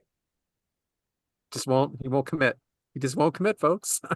All right. Mike Bober wants to know, would the Hell in a Cell match still be what it is today without JR making the call that night? Oh, hell no. I mean, it was still It action would still be took there, place. but JR helped make that match too. He made it better, but I mean, it's still It's the crazy. garnish. I'm not saying it wouldn't be there. I'm not saying it would be insane. If it was Mike Cole and Pat McAfee doing it. Pretty But good, guys. if JR had the intent, Well, considering we're honoring him today, I will go with that. But I do think this match would have been crazy no matter what. Yeah. He added the garnish for sure, but I mean, Because God is my witness. Yeah. Broken in half is famous. Iconic. Yeah. Devin? Yeah, honestly, I cannot. I agree more, or I can't agree more with you guys. Like it's without JR's flavor, like you always think of like the parsley on top of the spaghetti or something. Like it's JR's special touch on top of it. Like Garnish. The parsley on top of the spaghetti. What the fuck does that mean? oregano. What do you put on your spaghetti? What I do you don't put on top? listen, I don't whatever Parmesan? Parmesan cheese, the Parmesan on top of your spaghetti. Has anybody ever said this before? This isn't a saying. That's all right. I'll let it go. It might be. I don't know. Setting trends on your show. Adam? Anytime, any match that has Jim Ross, like for this one especially went from an 8 to a 10 just because of Jim Ross. Just like the WrestleMania 14. Tyson, that one always sticks out to me is when Tyson knocks out Shawn Michaels. It's that he always brings it up 2 notches. So guess what, guys? Brandy Wagner actually asked a question. Whoa! Shout out. Brad, I want to do my thing. I'm going back. New Jack and Vic Grimes when he threw him off the scaffold and about killed him. Well, he did that on purpose. I know, but still though, that's number one to me. He tried to kill him. Okay, I know. How is that not number one? Straight up and he admits tried to kill him. attempted murder. Yeah. Admittedly, And on then gets Dark by with it. I do know what match you're talking about. I did see Dark Side, and I did see the match. I didn't see it live or anything. I saw it after because of that. But second, some would say that's mass transit. shout out Devon, Right. tag partner. Anyway, Brandy Wagner wants to know: would Jeff's career as a singles wrestler have gone the way it did without his match with Taker? You should ask that one on Taker and Jeff. I don't. I do all the questions at the same time. Look, when you're in charge of the questions, you could do it the way you want. 113 episodes, and we've always done all the listener questions after both matches. It may have taken a little bit longer. Who knows? I mean, Jeff was the talent. Jeff obviously had skills, so he probably would have had a good career. But I think this that call and that match definitely probably put a little garnish on his career for sure. I agree. I think anytime you get a stamp of approval and respect from the Undertaker, it's always going to help your career. And Jim Ross, like on commentary, because Jim could have been like, "Look at this fucking idiot," but like he, put some respect on it, So yeah, I think that helps. What does everybody else think? Jeff Hardy was almost a made man before this anyway. Okay. Because Fair of the enough. crazy, because Jeff Hardy, Triple H, Jeff Hardy, Undertaker, Jeff Hardy, Triple H and Edge. I think Any- they always any- try to push him, but he Was always- 2002? Wasn't that after 2002? Jeff Hardy, Triple H, 2001. Okay. Fair enough. When he won the IC title. And Yeah, then on plus- SmackDown. I'm with Adam. with when Jeff Hardy won the title by Triple H, he was already a main man. Gotcha. All Yeah, right, sorry, so Adam. Ben Jones has a lot I of agree. questions. What do you think Jeff Hardy's legacy would be if he would retire tomorrow? My answer is the Hardy Boys. I think that's his legacy. Even though he's been champion, I think when I think of Jeff Hardy, I think of Matt and Jeff Hardy, the Hardy Boys. Yep. Will always be Hardy Boys. You don't Charismatic think- enigma, You don't think though. too much of his singer run. He was a great singles run, but when they signed together. Yeah, I agree. Well, All right, he had go a good ahead, run in Hardy Boys. TNA. He was good in TNA when He was the man in TNA, yeah. but I Had his still own think of the Hardy belt. Boys. Had his I own still- belt. Devin, go ahead. You can talk. No, I completely agree. You Yeah, didn't look I like you think were agreeing, big guy. No, I think it's Team Extreme. It's the Hardy Boys. That's Jeff Hardy's legacy.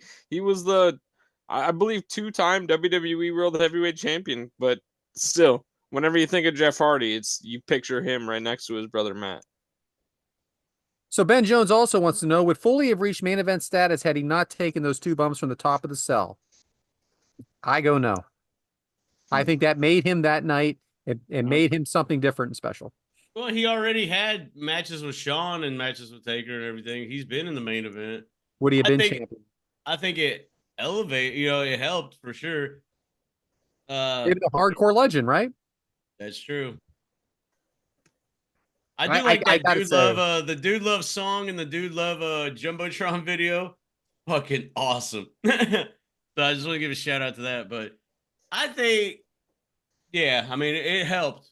I think Mick has already been in the main event beforehand, but Yeah. that definitely solidified, like, because you always remember that. Like I said, they play that fucking clip all the time. So you may not know any wrestling, but you know that clip.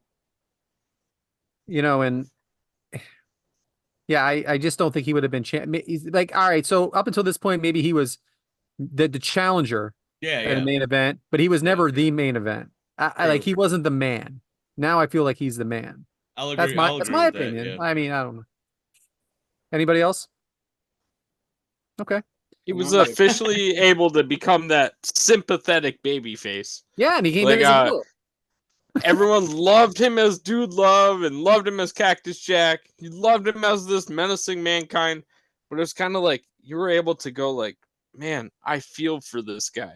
This Mick I Foley guy. truly Like Brad feel said, for Mick Foley. yeah, true. Love it. He became a man. He became a person. And I think when we were talking about him in this Hell in a Cell match, it was all kind of when he got that mask torn off, when Yeah. he was outside getting put on the stretcher. That's when we saw Mick Foley versus The Undertaker in a Hell in a Cell match. I got We didn't chills see here, Mankind brother. anymore. chills. I got chills from you talking about that. Right? Well, Zol man, Lopez. What do you got? A year before, he had wrestled Triple H, Falls Count Anywhere. Cactus Jack, Triple H. I remember. So Cactus Jack. I think is he was back. he was on his way. Yeah. I don't think it hurt him at all. Oh, he got hurt. Zol Lopez wants to know, is there anywhere that a JR play-by-play call impersonation is not appropriate? JR could call anything. By God. He could call a swimming competition, and it would He be could do a golf. He could do a golf Yeah. around a golf. He could do paint drying. Make it fucking exciting. He put that paint on that wall. Look at that motherfucker dry. My God, he used the wrong color. Is that a primer? My God, is he going without no primer? Those My colors God, it's have drained in families. half. Dang. Matt M has a very long question here that I don't think I've read yet. Whenever someone says that an individual show needs, wait, all right, let me try this again. Whenever someone says that an individual show needs to build to blood and extreme violence instead of starting out that way, I say to myself, well, what's the difference? We've all seen Foley thrown off the cage. My brain doesn't forget about that when I fire up a new episode of Dynamite. I realize this is not a question, nor does it have anything to do with JR. Thanks, Matt. I'm glad. Shout out. How'd I miss this? Shout out Matt M. Fucking love Matt Emmett. I was off there for a second. See ya at Forbidden Door. All right. Ben has another question. I only have a half an answer. And I've been thinking about this a lot. I even asked him a question back because I wanted some more specifics. If you had to book a recreation of this Hell in a Cell match, exact same spots with the current roster, what two wrestlers would you go with? And yes, it has to be WWE. Oh man, I was gonna say throw Sammy's ass off the cage. So it has to be WWE. You're right. You can throw Sammy off. Oh yeah, Sami Zayn. Oh, you meant Sammy Guevara. Yeah. So yeah, I mean the obvious answer was so obvious, and that's why he didn't want us to pick AEW, and I get it now. Yeah, Because AEW would have been the obvious answer. Which they but- did throw Guevara off a cage in one of the blood and guts matches. Like, lest we forget. Shout out Eddie Kingston. I don't know anybody on the current WWE roster that would take these bumps. Cody Rhodes. Kevin Owens. Kevin Owens. That was my That's pick, true. He Adam. leaped off the WrestleMania sign that one, the COVID mania. Shane McMahon. Shane definitely would do this. But I know who would throw him. I know who the other guy could be. I think it could be Gunther. Vince? Gunther could be like the menacing guy standing up there. All right, so we got Gunther as Undertaker. Yes, I see that. I can see that. The respect, the methodical way, broken foot. Yeah, Gunther That's as what- Undertaker. I guess Kevin Owens is a good that's- answer. It's a good answer. Sami Like, Zayn. dude. Throw Sami Zayn's ass off the cage. Hell, I would like Rey Mysterio to throw Sami Zayn's ass off the cage. I mean, you know, no matter who's throwing him. I think Kevin's a good answer. I didn't think of him. Yeah, Kevin Owens probably would be the best one. So I can see Gunther doing it. Like I just saw Kevin- that. Gunther and Kevin Owens. I Yeah. can see that happening. I like it. I see Damian Maybe- Priest doing it. A good one. Maybe Taking the bumps or Dragunov. throwing them. The bisexual Undertaker throwing Kevin Owens off the top of the cell. Well, all right. Ilya Dragunov. Happy Pride Month. What's he doing? Dragunov doing what? Getting thrown? Getting thrown off. Yeah, I can see him taking that. Picture bump. a He bigger does- man. Don't you picture a does- bigger man? It Like a doesn't man's have to man, be. some meat on his bones. That's some I can see him. little I punk. can see him doing some crazy Rob shit like Reigns. that. Break no table. He needs some cushion. Braun Breaker. Oh, man, I don't know. It's a He- hard question. Yeah, it is. And I've had time to think about it, and I still don't have it right. Ricochet would sell the shit out of it. I know that much. If he got thrown, Yeah, like if Ricochet Ricochet would- got Ricochet thrown off, would be a because good goalie on that. Ricochet sells everything, you know. How about Ivar? Ooh. He does some acrobatic moves for a big man, and he'd probably go through a table or two. I don't know. Bet he'd do it. Yeah, bet he would too. And he came in as a Viking, and he leaves with his real name, right? Yeah. Ivar. Just gotta keep talking your way through this sometimes, you know? All right, Randy Elkerai wants to know, and I think this question is a little easier than last. Well, actually, I thought last week was real easy. But legendary call. Go on, kid, make yourself famous when Jeff climbed up. What are some other of the crew's favorite JR calls or sayings? Son of a bitch. When Stone Vince reveals the higher power. Stone Cold. Yeah. Stone Cold. Stomping a mud hole. You know. Stone Cold. This is a slobber knocker. Slobber That knocker, son you of a know. bitch. That son of a bitch. I can't believe you did that. Tyson. Yeah, there's a lot of good shit. My favorite really one is we always enjoy an episode of WWE Dynamite. Yeah. Tougher than a $2 steak. Poor guy got tortured over that one. The guy's been saying it for freaking 30 years, and all of a sudden he messes up one night and he's tortured. For real. Well, that's like me. Like, you know, I'm on a Air Force base. I'm going to an Army post. But when I was down there, like scoping out the place stuff, I was like, oh, you know, this base, you know, blah, blah, blah. They're, oh, this is a post. Oh, fucking sorry, you know. But yeah, like, because I'm going to have those JR moments at my new spot. Oh, and when he calls a woman a Jezebel, that's always funny. Yeah, it's good. That is it for the Jezebel. that is it for the questions. We want to thank everybody. Back to you, James. Hell yeah. Shout out. Thanks for all the input from the fans. You know, our KOC family, as some would say. You know what I'm saying? It's meat time. And Mike, we missed you last week. They had my dumbass talk about food. So I heard Mike, y'all did great last week. By the way. what you got for us this week? Before I say this one, I'm gonna ask y'all a question. Y'all go to McDonald's. What are y'all getting from McDonald's? A Whopper with cheese.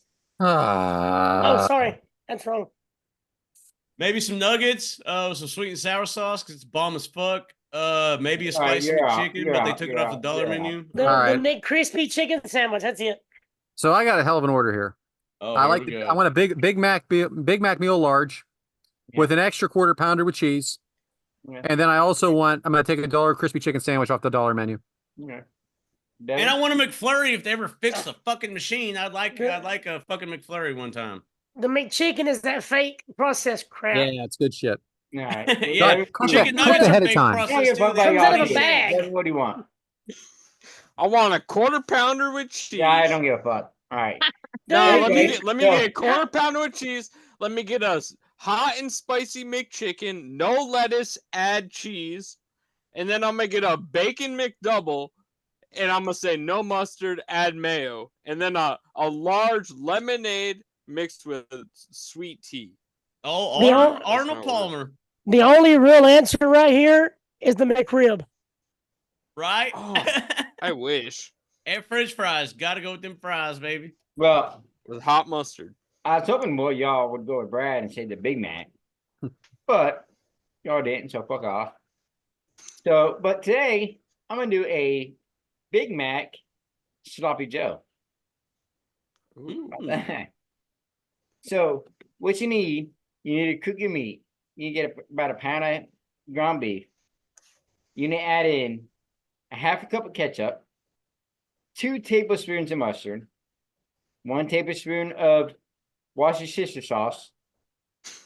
Did you say wash your sister sauce? What do you want to call it? It sounded You like know what I'm wash talking your about, though. sister. 2 tablespoons of apple vinegar and 2 tablespoons of brown sugar. And cook your meat. All right. While that meat's cooking, you need to do that special sauce. So you need to throw in a pan. Right? You need a half a cup of mayonnaise. You need 2 tablespoons of French dressing. You need 4 teaspoons of sweet relish, 1 tablespoon of minced onion, 1 teaspoon of white vinegar, 1 teaspoon of sugar, and add a little bit of salt. Get that stuff simmering while your meat's cooking. Once everything's done, throw it in one big pan, mix everything together. Throw your buns on there, and on your lettuce, tomato, onion, whatever you want for your topping, and you got yourself right there a Big Mac sloppy Joe. What if I only got diced garlic and not minced? Nah, diced garlic works. Devin's all about the garnishes, remember. And there Yeah. you have a Big Mac sloppy Joe. And I just did give away the Big Mac secret sauce.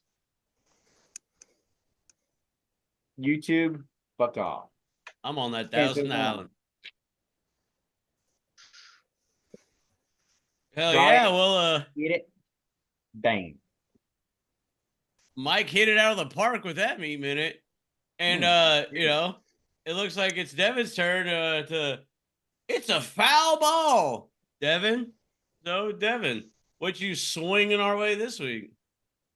So, one of my favorite sports in all of the world is baseball. American baseball. I freaking love it. Well, we know You wrestling, never said sports, that. entertainment. So, baseball, I go with my number one favorite sport. One of my favorite topics that I always do is another edition of Know Our Crew. So, with the topic being foul ball, I was hoping to ask the crew, who is your favorite, first question, who is your favorite baseball player of all time? Chipper Jones, baby. Ooh, Chipper. Yeah, the I Braves, like man. that answer. Shout out Switch the hitter? Braves. Third Oh, base? wait. No, sorry. I misspoke. It's Nolan Ryan for sure. Yeah. So I saw this stat about Nolan Ryan. If he would have retired 11 years before he officially retired, he still would own the record for the most walks allowed in the history of baseball. Fuck off. So I've been a Philadelphia Phillies fan since 2001 when I moved out here because I am from the Pittsburgh area and I used to watch the Pirates. But as a guilty pleasure, back in the 80s, I was a closet Mets fan. The team of like Keith Hernandez, Gary Carter, Tim Tuffle, Howard Johnson, Mookie Wilson, Lenny Dykstra, Doc Gooden, What Ron about Darling. Strawberry? But my favorite player Rose Belgium. was Darryl Strawberry. Yeah. My favorite player. So he, as a childhood hero of mine, Darryl Strawberry, I was a huge fan of that whole freaking team. I mean, forget where they're from. That team was just so fun. It was such a fun team. And I know that's sacrilegious for a Pittsburgh fan or a Phillies fan, but I love that team and I love Darryl Strawberry and I love Dwight Gooden too. I thought you were going to say like John Crook or something. I do like John Kruk. I do. And I'll tell you what, I am not a fan of Lenny Dykstra in any way. I don't know how you could be a fan of that guy. But I read a thing that Ricky Henderson played more games after he broke the all-time steals record than it took him to break the all-time steals record. is that something or what? He played for like what 21 years or something like that. He played for a long fucking time. He was fast, man. Stupid fast, like Daryl? Olympic fast. Daryl. All right. That's what they used to- Continuing. Noah Crew question number 1. Who is your guys' favorite baseball player of all time? There's only one real answer, and it's Ken Griffey Jr. Oh yeah, definitely. I agree. Because I don't watch baseball, so I agree with that. That was easy. I like Barry Bonds though. Barry Bonds good. Oh yeah, Baby Bonds good too. He's my 1.2. I like him as a Pittsburgh Pirate. All right. How about the whole 1995 Atlanta Braves team? Dude, my first I hated that team so much. Pause was Chipper Jones was my first answer, but I like Nolan Ryan. What's yours, David- Devin? What, Jeter or somebody? David Justice was Derek always the big Jeter. one. My favorite of all time. Nothing wrong My with that. favorite pitcher's Andy Pettit. Didn't John Cena throw a pitch out a time or two? I'm sure. I'm sure. All right, I'm sure he so, threw out several bitches. Oh, pitches, my bad. John Cena is my favorite baseball player because he threw out those pitches and strike. Shout out Nikki Bella. Question number 2. When you guys were in school, what was your favorite subject? Like, you know, the 4 core subjects. It's like Scott. history, science, math, and English. What was your favorite subject? So English, because I am graduated with a degree in English. I like to read. I like to write. Math. Cool. I'm good with numbers. Math. All day, every day. Either shot or ISS. Okay, he clearly said the Shout out. 4 main. Okay. Shout out. ISS. What is Georgia? Shop's one of 4. No, he didn't. No, he said what was your favorite subject? It was either shop or ISS. The 3 R's: reading, writing, and arithmetic. I like how Mike's like high school schedule just says ISS. And like, oh, yeah, 5th period, I got ISS. All right. What is I must be ISIS? looking that one. Oh, no. That I was like, him and his buddy that tapped on his shoulder. Do you like Yeah. trouble? Do I have the CRO. subject for you? But math and science, I do like computer science. It's one of my favorite classes. But Yeah, out of the core, I did like science. math but and science for sure. Probably math. I More. hated my teachers. My teachers hated me, so it didn't make it no fun for me. Didn't enjoy it. Yeah, I wonder why That's they right. hated you, troublemaking ass. You know, I was troubled because they hated they're not me. gonna love you unconditionally when you're a complete wreck in their classroom. They were bitches. PROUBLE. You're purposely getting thrown out just so your buddy can get his drumsticks For back. But real. yeah. That's my favorite student. Like, fucking come on. Hey, you Oh. got a drumsticks back. I would do it for y'all. I'm saying, I would do it out. for y'all. I appreciate that. Commitment. All right, so my favorite subject in school was math. My original plan after college or after high school was to go to college and become a math teacher. So I did not go through with that, but hey, math was one of my favorite subjects. All right. So question number 3. What is your favorite professional wrestling match of all time? Can I say anything with Eddie Guerrero? Yeah. Eddie Guerrero is great. I'm glad you narrowed it down to like 5,000. So I think I've been pretty upfront about this. Daniel Bryan versus Batista versus Randy Orton for the championship, and it's not just a match. It was what came out of it at the end, the long road, the story that went into it, and that was my favorite match of all time. One of the goats. Kurt Angle, Eddie Guerrero, WrestleMania 20. Oh yeah, fuck He yeah. didn't- he didn't kick Yeah. out. That was a 3 count. Sorry, buddy. I'm not gonna lie. I could watch Hogan and Rock WrestleMania 18 because the crowd is just so Oh, fucking. yeah. And I'm Number like a two. crowd. I'm a crowd and emotion type person, and that crowd is fucking ballistic. If you go with the crowd though, man, then you got to go that damn AJ and Cody Rhodes match. That has to be up there too. I watched the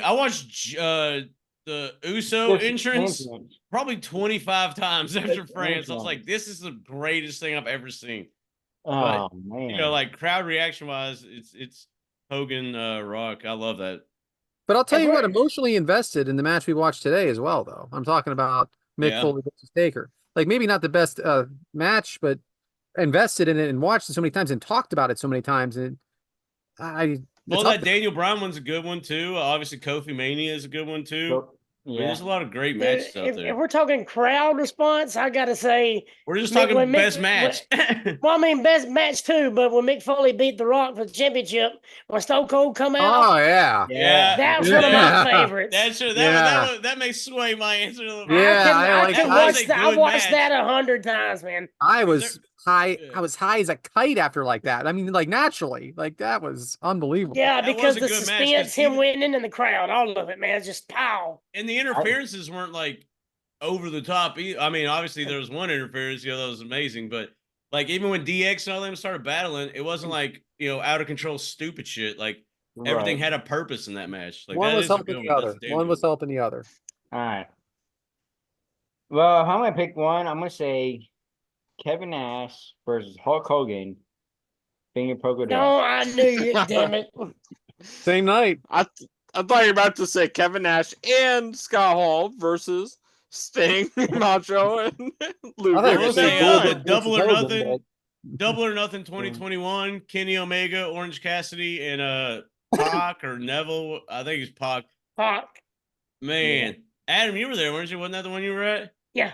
That triple threat match was fucking awesome. I really because everybody's like, oh, okay, so because Kenny Omega's on his own like pedestal, and you have Orange Cassidy and Pac, and it's like, whatever. Like he doesn't have any real, like competitors or competition in this match.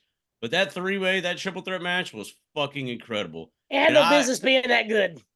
For real, yeah, that's what I'm getting at. And you damn near thought Orange Cassidy was gonna fucking leave with that title. I mean, it was an awesome match. That was a really good one.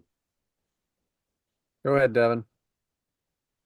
So my favorite match of all time is my second favorite wrestler of all time, who was kind of semi-covered on this show today as our topic.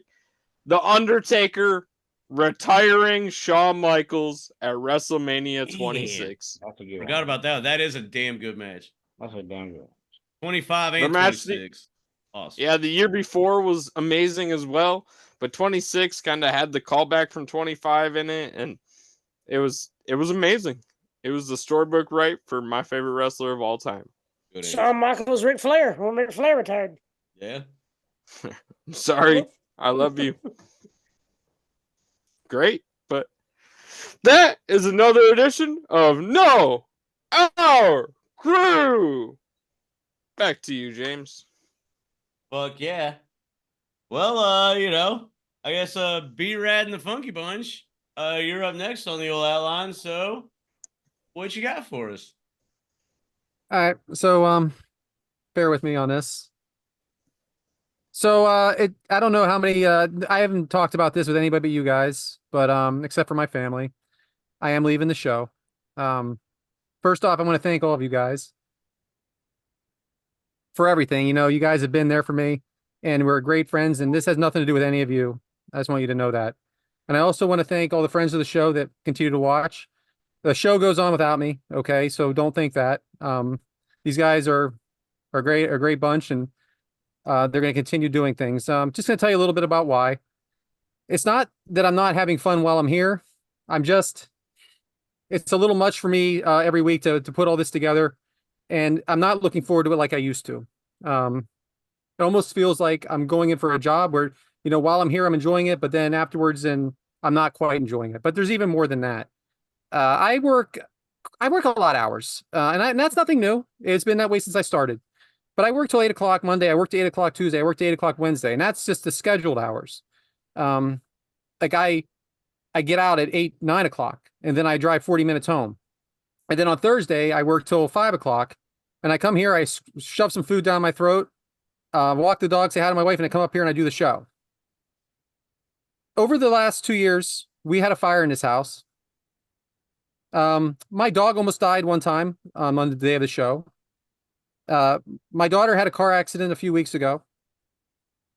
I mean, unfortunately, my daughter didn't make it through college. It was a very exciting time to take her there, but it didn't work out. I'm not going to get into this exacts with my son from a couple years ago, but something really negative happened to him in school as well. And I never missed a show. After my daughter's accident, I came on the show. The fire that happened in my house, I went back to work. I never even came home to check on my family. But I did the show that week. The only time I ever missed a show was when I went to WrestleMania. That was the most important thing for me, to not miss the show. That's bullshit. Okay? That's self-absorbed bullshit. If I was more present in my family's life, maybe I could have made a difference, but I wasn't. So now I'm going to be. So my wife doesn't agree with this at all. She thinks I'm crazy. She thinks I couldn't have changed anything, but I disagree. I think that me choosing to ignore something or maybe not seeing it, I need to refocus. And I'm not saying forever. I may want to get back into the digital world again. I'm probably going to be an empty nester with my wife in a few months. I don't know. But I need to take some time. So I apologize to you guys for letting you down. But I just need to do this for me, not right now. Who the hell did you let down, Bubba? Just saying. I'm freaking proud of you.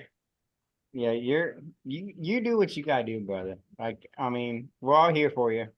We all love you, no matter what. You are the crew.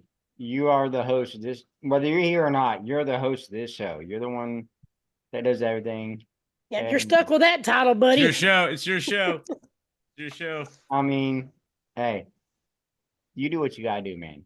We're always here, and when and if that time comes, that door is always open. Well, I appreciate that, and I'm sorry I kind of dropped on you guys last second.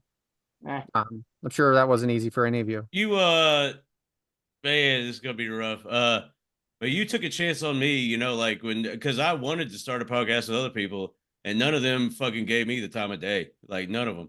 And you fucking like, hey, you want to start a podcast? I'm like, yeah, I'm down. And I've had this conversation like 3 or 4 times with other people.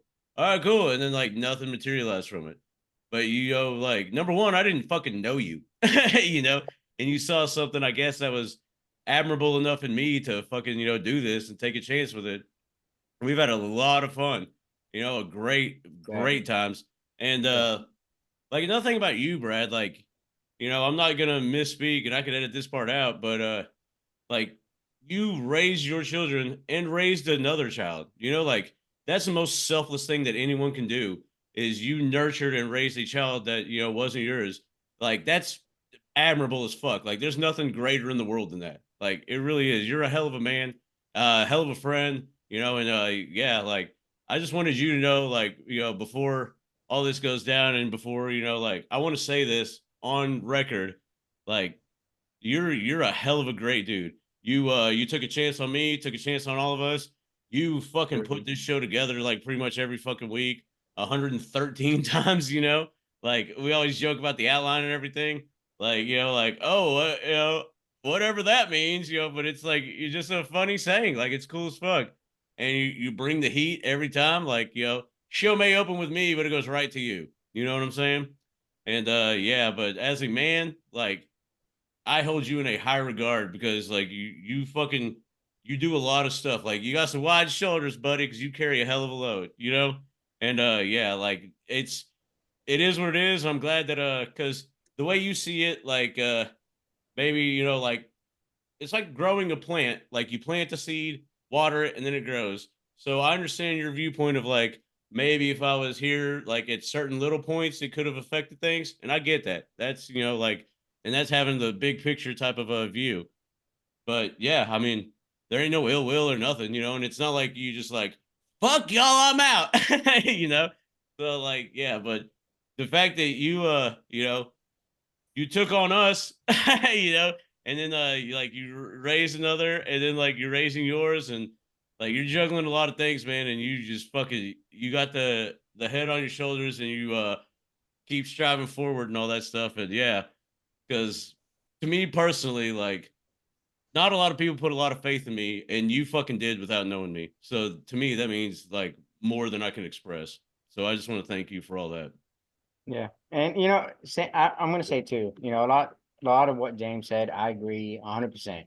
Everything that he said, and you guys know, I got a lot of stuff going on behind the scenes, but Brad, you always, it'll be just a private message just between me and you, always message me, checking up, hey, how's this, how's that, how's things going, and for one, like James said, if it wasn't for you, we wouldn't have this. But for two, we wouldn't, like, I didn't know you shit from Adams too much right before this started. And when I think about some of my greatest friends, it's these people right here. And that's because of you. So, you do what you gotta do. Family is always gonna be number one in my book, no matter what. And I respect you. I love you. And to me, you're always gonna be a brother. You're always gonna be a kick out crew. You're always gonna be there. Thank you. So Much like both the guys said, I 100% agree with that, Brad. About 10 episodes in, I sent you a text saying, Captain Brad, you felt truly like the captain of our kickout crew. There's been times when we've went completely off the fucking rails, and you're like, guys, hey, straighten the fuck up. Come on, hey, get here. You've been that guy that you're the older brother that I didn't know I fucking needed, but I needed. exactly. You're like exactly what Mike and James have said. You are the personification of a great fucking guy. And keep your head up because you're making the right decision. Family before anything at all. And family comes first. So Thanks, guys. Johnny Carson, Ebbing man, bro. All we need though, okay, is a couple of videos of you just sitting there and taking off your glasses. So that way, when we're starting to get, Brian can play that video and just you pop up, have your glasses on, you take them off, and For real, like if you want to just send in a video like a random rant and stand, like that'd be awesome. So the joke's on us. He's starting a new podcast with totally new group next week. Oh, The one joke's on us. choose. Hey, I'm taking time off from work. Oh, starting another network. Is there money involved? $10. It's a car dealership podcast. That's the only other thing he knows. it's KOC. No, our cars. All right, so guys, I'm going to say one more thing here, and we're going to get into my game. About a year ago, we had some adversity on this show, right? Yeah. We were called out. Yeah. And we avoid this topic like no fucking other. We didn't do anything wrong, guys. Let's just remember that. We've always been a positive show. We've never been a negative show. Maybe it was taken negatively. Maybe we could have said something a little differently, but we are a positive show, and we always need to be positive. So for one last positive time, let's do an FMK for old fucking time's sake. Huh? Yeah! I mean, let's face it. We're talking about our dirty old friend, Jim Ross, aren't we? He's a dirty old man. yeah. He likes the dirty old girls. So let's talk about NXT girls right now. So, who's it going to be? We got Roxanne Perez, 21 years old of her. Year older than my daughter. All right. Fallon Henley. Hell yeah. Hee-haw. And we're going to mix this whole thing up. Lash Legend, bitches. Let's do it. Devin, who you fucking? Who you killing? Who you marrying? All right, so I'm just gonna start with my F and say, hey, Lash Legend, how you doing? Yeah, I'm just gonna keep moving on. My Mary is gonna be Roxanne Perez. I mean, Roxanne Perez and my wife look a little similar, if you know what I mean. But hey, so I keep moving on. I'm sorry, but I can't remember who the third option is. But Fallon you Henley. are my Fallon Henley. I'm sorry, but out of process of elimination, you're my kill. All right, Michael. I can see the smoke coming out of your ears, buddy. No, go to somebody else. I'm tweeting. All right, Adam. I can see the smoke coming out of Mike's ears, buddy. Okay, so the F is Fallon Henley, 100%. Wow. That's not even a question. I'm marrying Roxanne and I'm killing Lash because it's only because she's a foot taller than me. She definitely is. Mike, we ready to go back to you? Don't get me I'm wrong, ready now. she's gorgeous. Don't get me wrong. It's just me and tall girls don't get along real good. A lot of woman, that's for sure. Yes, a lot of I'm good gonna- woman. I'm gonna More agree than with a woman. Adam, Fallon. I'm marrying Fallon. Roxanne, I'm gonna fuck her and just, man, I'm gonna have my way. Woo! And then the last chick, she gotta go. I'm just, yeah. She's good. I mean, she's up there, but process of elimination. All right, James. And this is a pretty tough one because definitely want to F. Okay, I'm not gonna get into all that, but man, Lash Legend would be because I'm kind of a passive person. You know, most people call me a pussy or something like that. But boy, Lash could make me a man, if you know what I'm saying. Amen. That'd be a fun because she'd probably be like, oh boy, can't say this. Not even going to. She would be the like, hey, you're fucking me. I'm like, yes, ma'am. You know, like that type of thing. I'll put it that way as G-rated as I could make it. Take charge, man. G-rated. For real.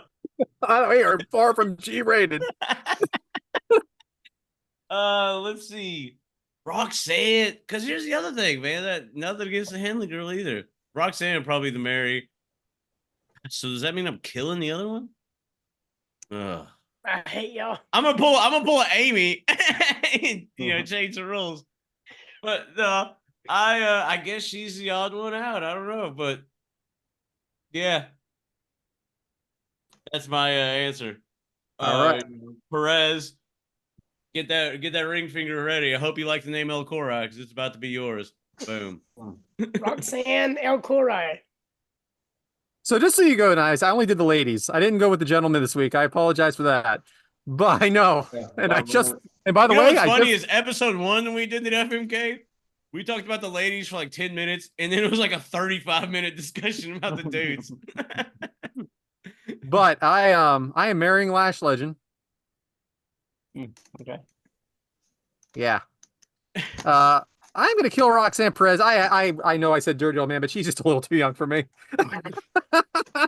But I am gonna. But Fallon Henley, man, I don't know. You got a nice honky tonk bar for the night? Yeehaw, baby, yeehaw. Yeehaw is right. Give Rod- me that wank. She definitely ate her country biscuits and gravy. I fucking love biscuits and gravy too. It's like my favorite breakfast thing. So that's it, guys. Thanks for playing. Back to you, James. Well, hot damn. That was a quick one too. And where am I here? Devin, the demographic. So Devin, what you got for us? So my first demographic this week I just want to give a shout out to Anthony Bowens for being named the Grand Marshal for the LGBTQ Pride Parade this weekend in New York City. I think it's great for the LGBTQ community and for Anthony Bowens himself, who's known as one of the greatest gay wrestlers out there in professional wrestling, and he's proud of it, and I'm proud for him. Absolutely, go represent your community. Big fan of Anthony Bowen. Amen. Bryant, throw in He's those good. pictures for me. We'll wait. All right, whatever. Thanks. I thought he showed up. I was told. Oh, You heard him. all right. My demographic number 2 was last weekend. Rebel was witnessed backstage at NXT. She was Rebel, or sometimes known as Reba in AEW, and yeah, her being backstage at NXT. Supposedly, it's just visiting friends, but you never know what could happen. Right? Never know. Oh, I mean, I'll ask her Sunday. Wow. Okay. First I heard about that. That's awesome. very developmental. Hey, she ain't All still- right. So, demographic number 3. The Madden cover athlete has officially been named. Fucking And knew it's you were none gonna- other than the number 1 running back in all of professional football, Nick Chubb. Christian McCaffrey Christian from the Cage San did what? Francisco 49ers. He's good, man. There's no doubt he's good. He's way good, yeah. He can do anything. I'm surprised he's not punting. As much as I hate the Niners, I'm glad he got the fuck out of Carolina because they would have Yeah. wasted his career. He's so talented. He does everything. He does everything. He's like, I'm glad he's in without him, Cali. what would you do? Seriously. I know you got other good Yeah, I players. don't know. You wouldn't be a champion. I may not like him because he's on the Niners, but if he was on the Cowboys, I'd be like, Christian McCaffrey! Yeah. He's great on my fantasy team. Tell you that. I freaking love him. But all right, number 4. Io Sky is going over to Japan for a Joshi Dream match. She's going to Marigold Professional Wrestling, where she's going to be taking on Julia, who has recently seen ringside at NXT. I think it's cool. It's like WWE getting their experience with bringing some of the TNA superstars in, possibly sending some of their superstars to TNA. And, now they're sending one all the way across to Marigold in Japan.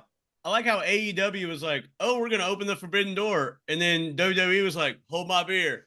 Yeah, right. They sent Shinsuke, over there, or to Japan to do whatever. They have TNA shit coming over. Now they're doing this, and there's supposedly a big announcement, which the announcement will be made by the time this airs.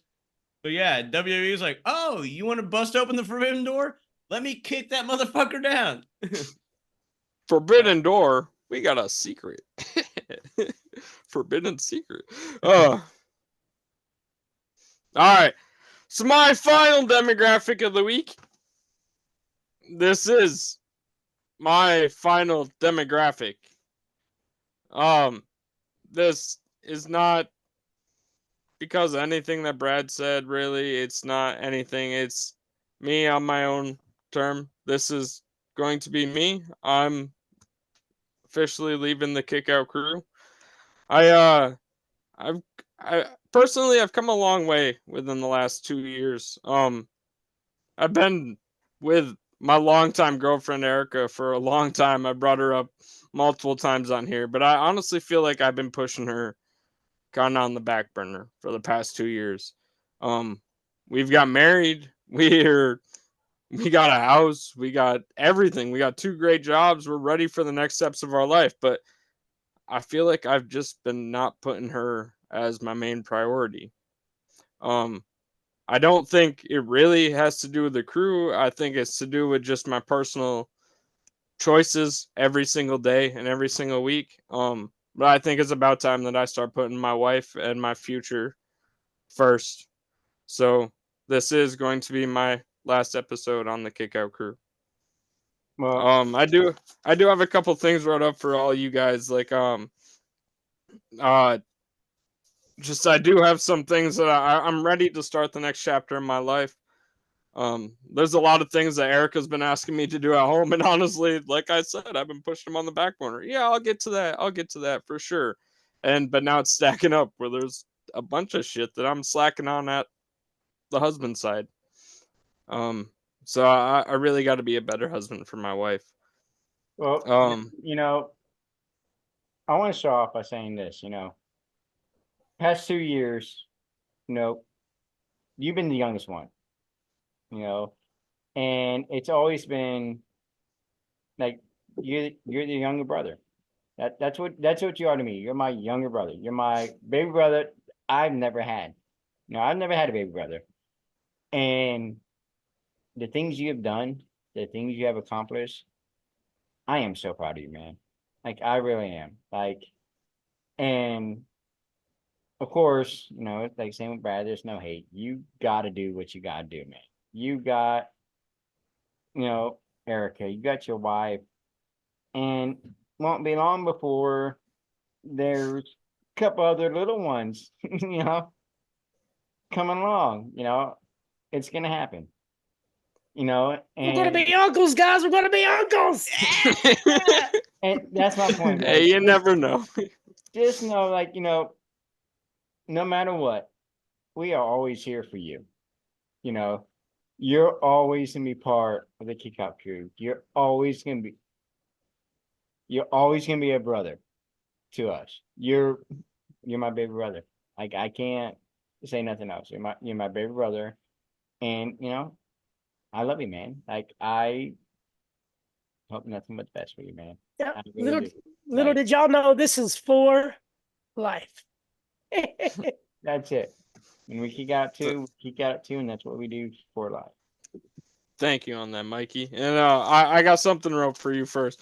Good, Mike. You're honestly one of the kindest hearted men and the nicest men that I've ever freaking met in the entire earth. Like, dude, you've messaged me and called me personally, just giving me about could be the smallest little thing in my life, but you're calling me and making sure that I'm okay, that everything is okay. You are like all of you guys are the older brothers that I truly didn't know that I needed, but I needed to steal a little line from Paulie B. Um, but yeah, Mike, you have the kindest heart, and just thank you for being the most like giving human that I know. Always will be there, brother. Don't, and please, just because of this, mess with me all the time. Let us know what's going on. I'm going to. You we know we, I'm not going to be far. we have that group chat still going on. We can still let that going on. Mess me, call me, do whatever it has to, man. I'm always here. Of course. Second, I wrote to James, brother. I'm so proud of you for facing every challenge that you've freaking come across in the past 2 years in life. Uh, we personally talked, and when we first started talking about this whole podcast thing, I think it all started from just I saw a tweet that you had, and I was just like, hey, just want to reach out, make sure everything's okay. And now everything in life, like you've done the same for me. Like we've personally been there for everything in life. There was a couple, I want to say like 2 or 3 months ago where I personally lashed out on you and did not. There was so much going on in my life at the time that it was not anything to do with you. It truly was too much going on in my head and everything at the time. And I just want you to know that you are one of the most coolest, down to earth people that I've met. And I'm so happy that you've come into my life, brother. Thanks, man. It was my fault, so I'll take full responsibility of that. But like you, like you're on the runway. You know what I mean, Devin? Like you're the plane on the runway, bro.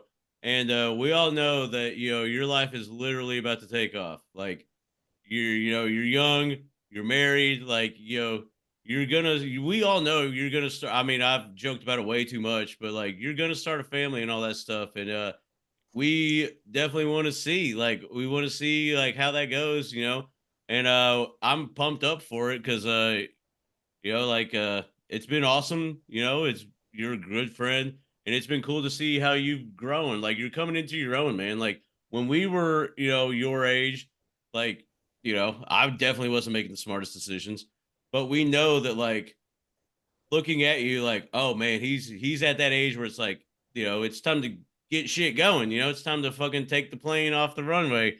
And we're all pumped up to see. We're all pumped up to watch. And I think it's kind of, looking back on it now, like, your topic has been Devyn's demographic. Like, hey, what are the people watching? What's everybody watching?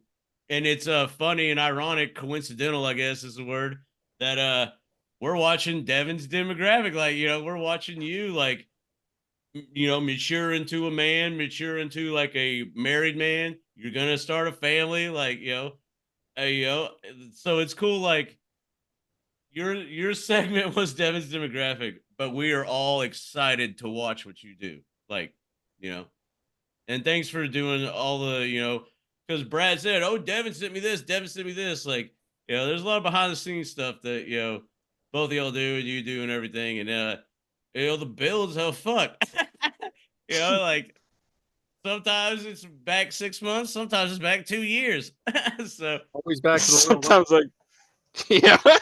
but yeah, it's like I appreciate those kind of words, man. I'm not one for compliments mainly, but I understand that is coming from a place of heart, so I do respect it. But yeah, man. Wish you well, obviously, and you're gonna be a guest sometime in the future, obviously. But yeah, man, Oh, hey, yeah. do what you need to do, and fucking, like I said, man, you're on that, like, ground crew, prepare for takeoff, put the seats in the upright position, all that, because you were on the runway, bro, and we want to watch you fly. You know what I'm saying? So it will be cool to Devyn's demographic, Devyn's live. That's all I want to say. Like, reach for the stars, buddy. You got it. You can do that. I appreciate that, brother. Next, Adam. You're fucking courageous like no other. Like, literally, when we first started this whole show, you stepped out like, I'm your fucking lawyer. I'm gonna defend anything you gotta possibly say. Hey, you didn't even fucking know me at the time. And you're like, hey, no matter what happens, this kid, I'm gonna defend what he needs. Somebody's got to look out for the little guy. Trial of the century. For the past 2 years, you've been there for every situation in my fucking life. You've been a text away, and you're still going to be. All of you guys are still going to be a text away, a phone call away in my life. This isn't goodbye by any means. I'm still going to keep in contact with all 5 of you, including Bryant in this. I absolutely love you guys. And Adam, continuing on, you're a fantastic fucking father, and you're one of the main reasons that I know I'm making the right decision here. I truly know that putting my family first is going to be the right choice in all of this.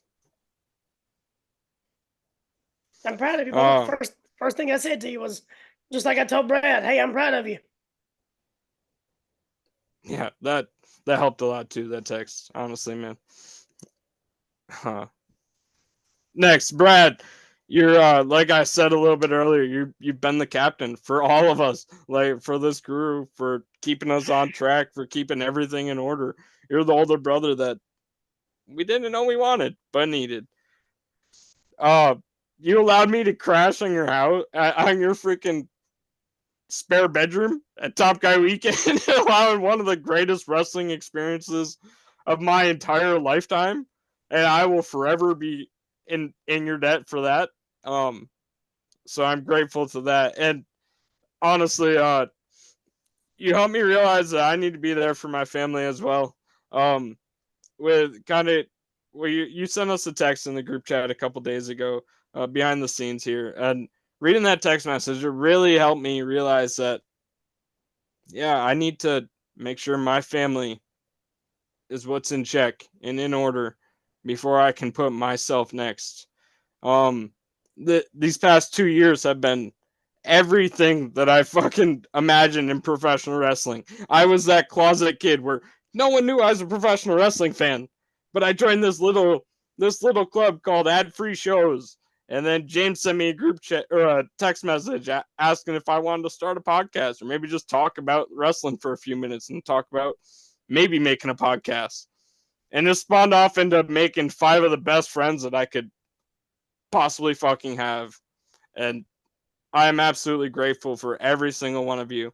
And I thank you to all 5 of you. And I'm thankful for all of our listeners out there, everyone who's listened to me ramble on and rant for the past 2 years. And thank you.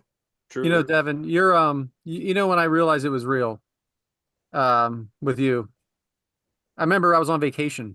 It was July or August of 2022, and you called me, and you said, and this is personal, but you said, I don't know if I can be on next week's show. I go, okay, what's going on, man? And it was when your wife's sister found out she was terminal, you know, and I'm like, oh my God, this is the real deal with these guys.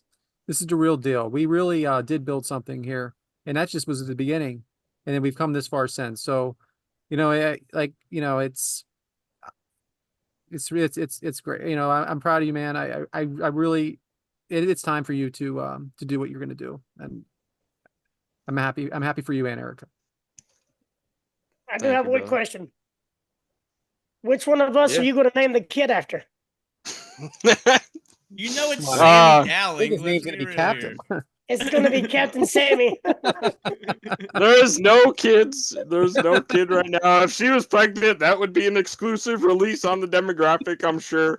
But there's no When plans that of time that even right now. It's just when that time getting my comes, absolutely. I'll let you guys know. Thanks, Devyn. Captain Sammy does sound pretty good. First name Captain, middle name Sammy. Last name Dowling. So I remember hearing Devyn's name when RJ did his podcast, Yeah. Rant and Review or Ranters Nation, and it was always Devyn Dowling. Devyn Dowling. What he called you something? What did he call You have you? your own song. Yeah. Shout out to RJ with Ringside Rant back then. Ringside Rant. There it is. So that's when I remember hearing about Devyn first. So it's And I been a long remember time, Bubba. I remember you on that show too. You did like a show Yeah. and a rant. Anyway. Good times, man. Yeah. But that is my Devon's demographic. Back to you, All right. James. So I guess this is when I need a good time to tell you guys I'm a referee. Such an asshole. God, man, I was like, mother. Fuck, dude. I was about to say, damn. I just wanted y'all to know. Oh boy, was not ready for that roller coaster, Adam. Like, oh man. But yeah. You know, thank you, Devyn. Thank you, Brad. Thank you both. You know, more than words to say, and probably truncated a lot of my real thoughts on this because, you know, thought I'd have a lot to say on the spot. And, you know, I did say a lot of things on the spot, but I probably do speak for the crew here when, like, hot damn, like we're supportive of the decision. You know what I'm saying? Like, we get it, we understand it, and we're very supportive of it. And I hope that you know, everything works out the way it needs to. And, you know, to be a guest on the show, you can reach out, you know, pick 2 matches that you'd like to discuss. And, you know, we'll cover them, you know, on you know, a future episode, you know, where y'all are guests, because y'all are still gonna be guests. Like, I'm gonna bug y'all for like clips or something, you know, videos or something. Anytime we don't have a good idea, we're always going to come to y'all, but like, hey, what can we watch? And we don't have many good ideas, so get ready. Yeah, the good This idea is- people's the one they're leaving. This isn't a goodbye. This is just a see you Goodbye for later. now. Oh man. Very appreciative of everything that y'all have done for me personally, and you know, yeah, because I'm a wild card. It seems like half the time. And here's another thing, like, I get, like, I am obviously, you know, single, probably gonna be single forever, a long time. So I get the family aspect of it because I love my family, like I love you guys. So I get like it's time, and we all get that. I get it. So yeah, and it's not like fuck you, fuck you, fuck you, I'm out. And hey, I mean, life comes first. I've always spread try to spread some positivity and everything like that, and we get like life comes first, and I personally can't wait to see where it goes. Like yeah, it is. Yeah, it's it is what it is. I mean, that sounds negative, but it's positive. Like it is what it is. But yeah, man, can't wait to see the future. You know what I mean? And I'm glad for the dedication and the time spent. Especially like a little engine that could. We were in this, like us. Like everybody. Nobody. We gave us the push, like the faith, and like because everybody's like, oh yeah, you got a podcast, oh cool, cool, cool. A lot of that's kind of feigned, you know what I mean? Like it's just like feigned ignorance.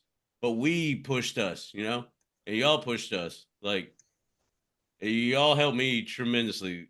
Would I be fucking moving across a fucking nation without you guys? Probably not. I didn't see myself as much at all, you know. And now I see like maybe I do have something to offer. Like there's some faith that people put in. Not to be selfish or anything, but I fucking really appreciate you guys a lot, like a whole fucking ton. It's rough, but that's just because I like you guys. Like that. It's not like fuck them. It's like hell yeah, do you? You know what I mean? Like do you? And it's we'll keep on trucking. Yeah, because we have to. Because y'all can't be a future guest unless we keep on trucking. But you're the things that y'all both provided are tremendous and overwhelming, and it's not unnoticed. Obviously, every week. But man, I'm just really proud or happy to see like where it goes. You guys mean a lot, man. It's fucking yeah, boo hoo wah. It sucks, but damn, it's so cool. It's so cool at the same time. Can't wait to see them sonograms, Devin. But no, man. Hey, man. Like I Love said, you, man, I brother. live on Space Coast. I live on Space Coast. So it's time for your rocket to take off. And that's like the 45th Blue Chew joke that we've had on this episode. But yeah, man. Fucking proud of you guys. And fuck yeah. Like y'all are cool people, dude. It's awesome to do this every week. And it's fucking fun. And with that being said, send your applications to Takeout Crew on Twitter. Or Gmail. We're hiring. The salary is $0 a year.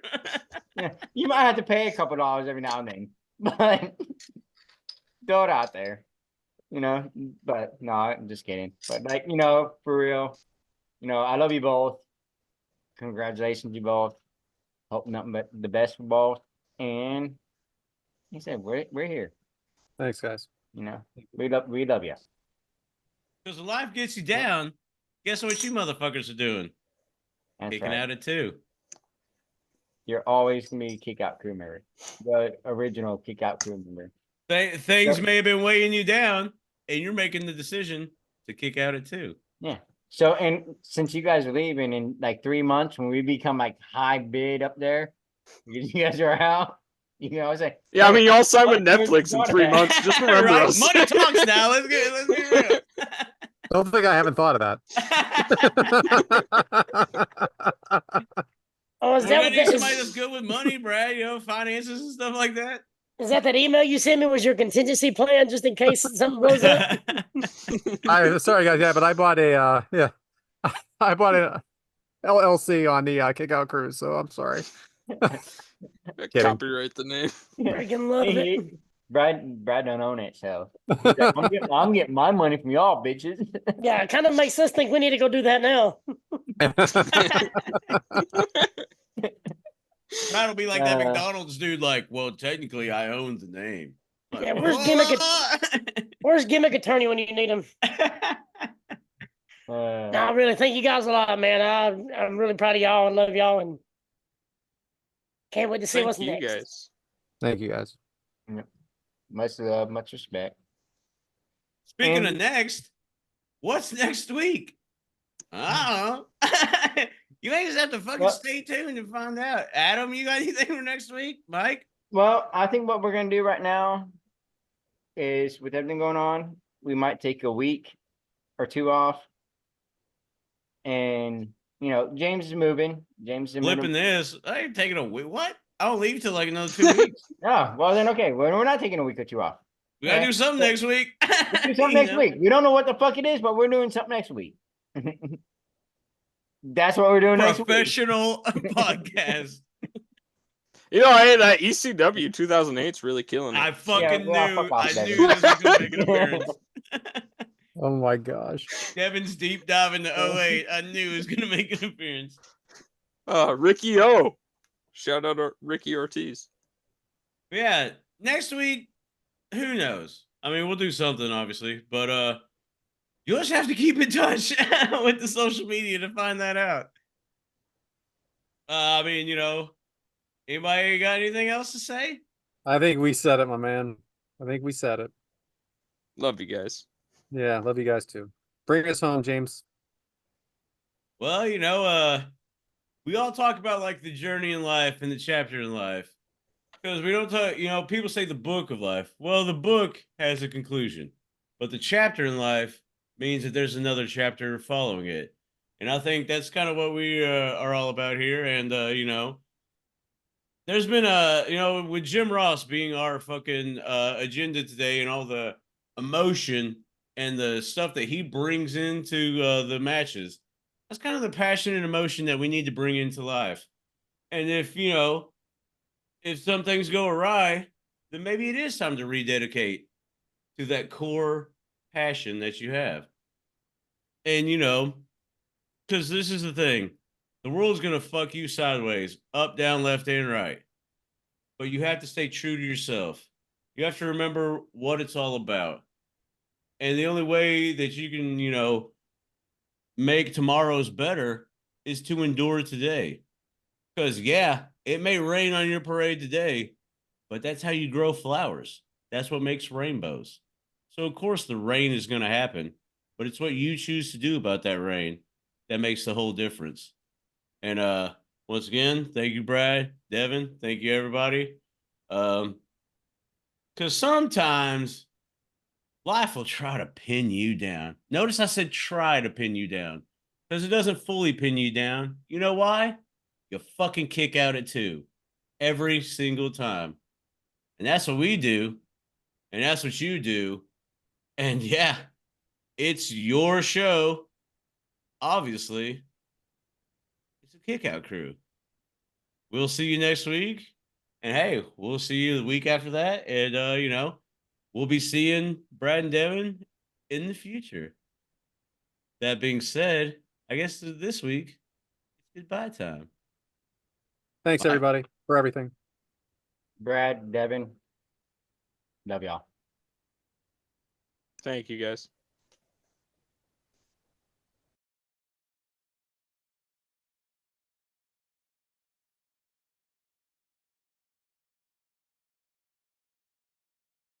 Like I'm wasting a lot of good jokes here.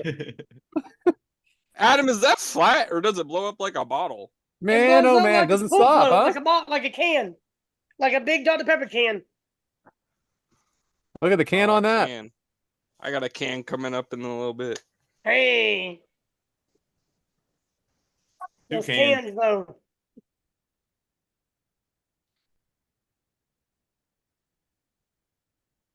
Yes, sir. Another day, another dollar. Nope. Another Good day, to another go? whole dollar. Way to go. I got my shit. My shit's gonna be fucked up a little bit this week, but it's all right. Man, that's so different. What's every new? time. I mean, gonna I tell me? had pictures. What are you and gonna tell me? Your everything internet's prepared. bad? Yeah, I had pictures and a bunch of good shit ready to go. What are you saying? The Zoom ain't working right? No, Fucking StreamYard. StreamYard. Look, I was watching something Paulie B and them were doing the other day, and they were echoing until they put their headphones on. Then they stopped echoing. Hmm. That might have been our problem the whole time. Mm-hmm. Still Mike. It was still Mike's fault. Fuck off. You want to try it? Ready? I'll take my headphones off. Are we- You guys do all we put wanna- headphones on. I'm ready. Yeah. Are we going to discuss everything beginning and? Man, just once, I'd love you to free to read a group chat. There's a group chat? What? We're not. All